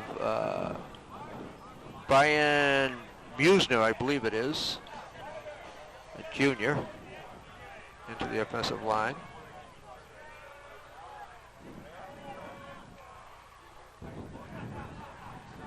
Handoff over the right side. A little bit of a hole there.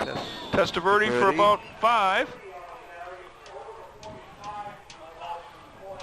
A little shoestring tackle by Magnuson for Lynn English.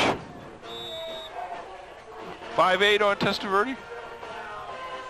I'll go for that. All right. Going to be under 5 minutes when this next play is convened. I'll check with his mom. She always gives me the straight scoop.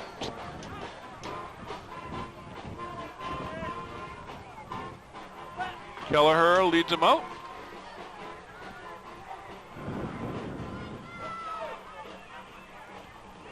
Pitch play, Okay. far side. Testaverde makes breaks the the tackle, gets the first down, still going. He's going to end up with some yardage.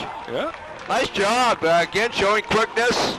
A little bit of a stiff arm, gets away from a tackle. Wished he would have stayed in bounds. Wished he would have stayed in bounds. Good job, though. Good job. Well, they would have had to move the chains anyways. Mike Mitchell, another sophomore. We'll see some action. Must have a change at center. That might be Mitchell centering. I think it is.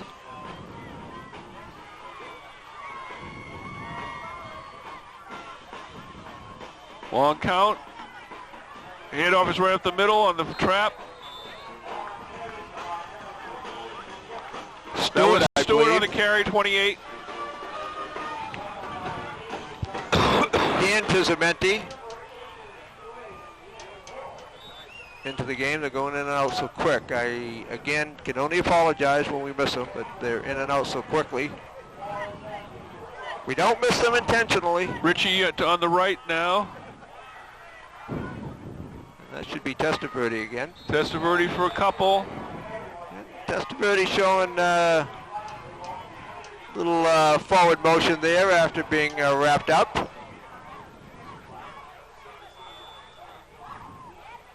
Stewart comes back in to replace 34, Dan Pizzamenti. Pizzamenti, who was in.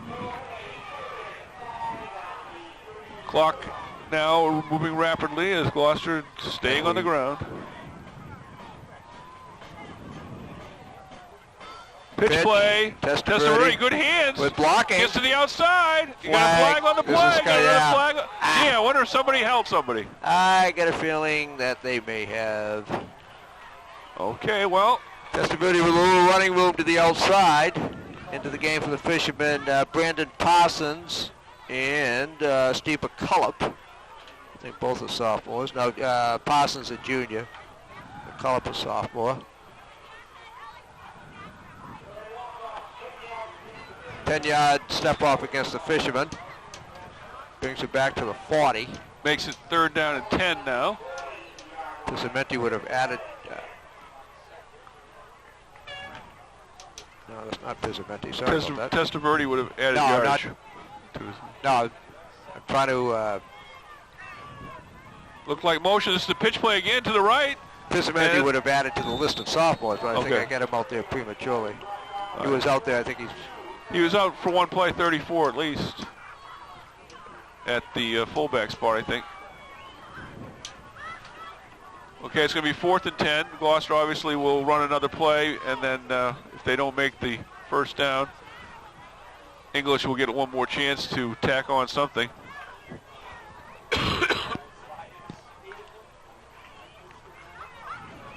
Well, we have two Pizzamentis working. That's why I'm a little confused. Pitch. Pitches Testaverde left, cuts back, Ready.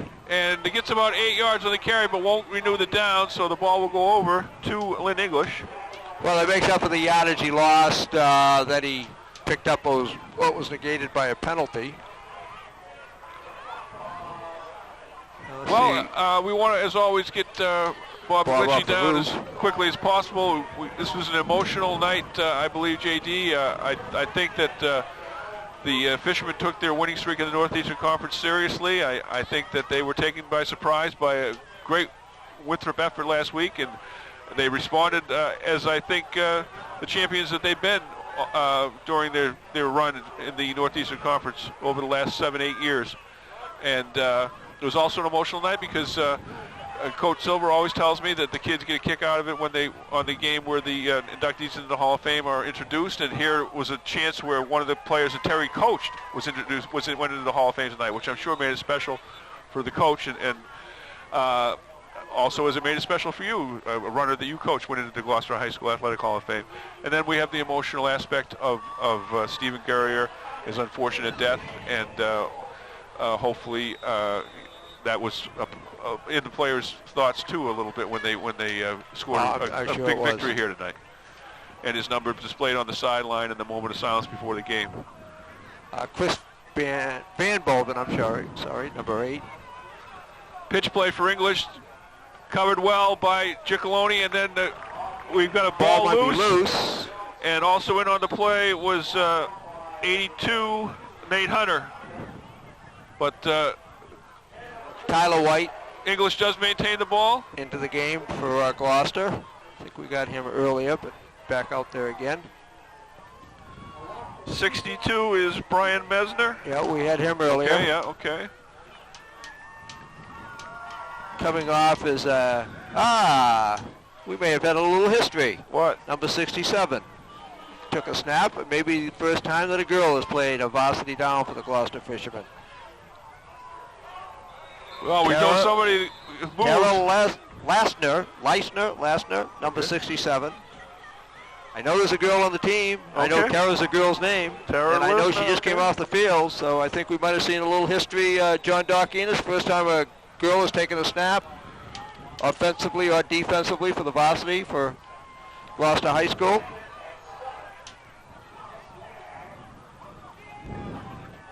Here's the rollout by the backup quarterback for English. Down he goes. Nice tackle.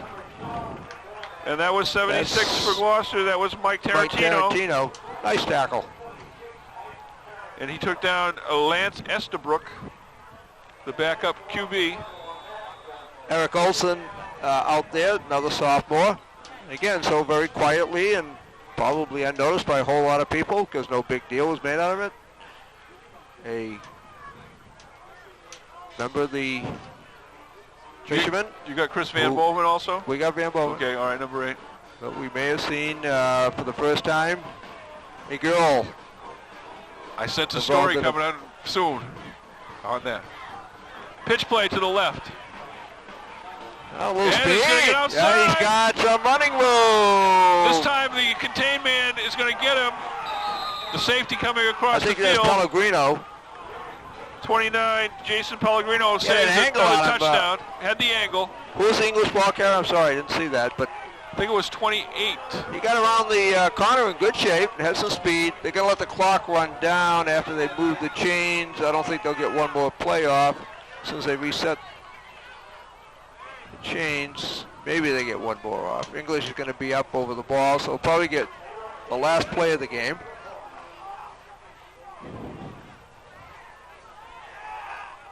Pitch to the right, no room, he's going to cut it back. And that should about do it here. And English tacks on a couple long runs in the second half so that they show some total offense, JD, but this was all Fishermen here tonight.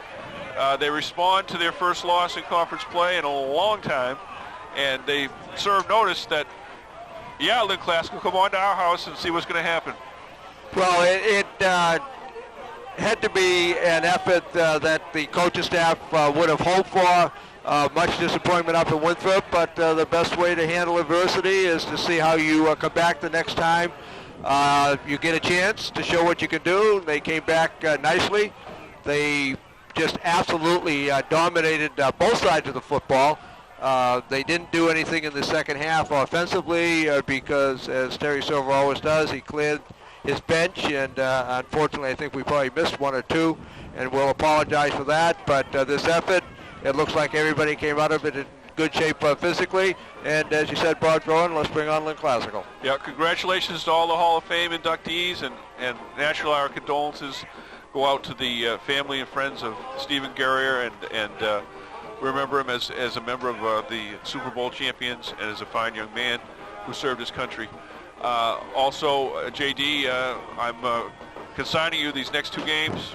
Get the job done. I want to be in contention when I come back from my vacation And I know this Gloucester team has the ability to run the table, and the big test is next week against Glasgow. Well, you always put the pressure on McKean Savi when you take your little sojourn and do the best that can be done under the circumstances. And based on what I saw this evening, I think the next couple of weeks should be very, very interesting. Very interesting. Okay, that does it from Newell Stadium.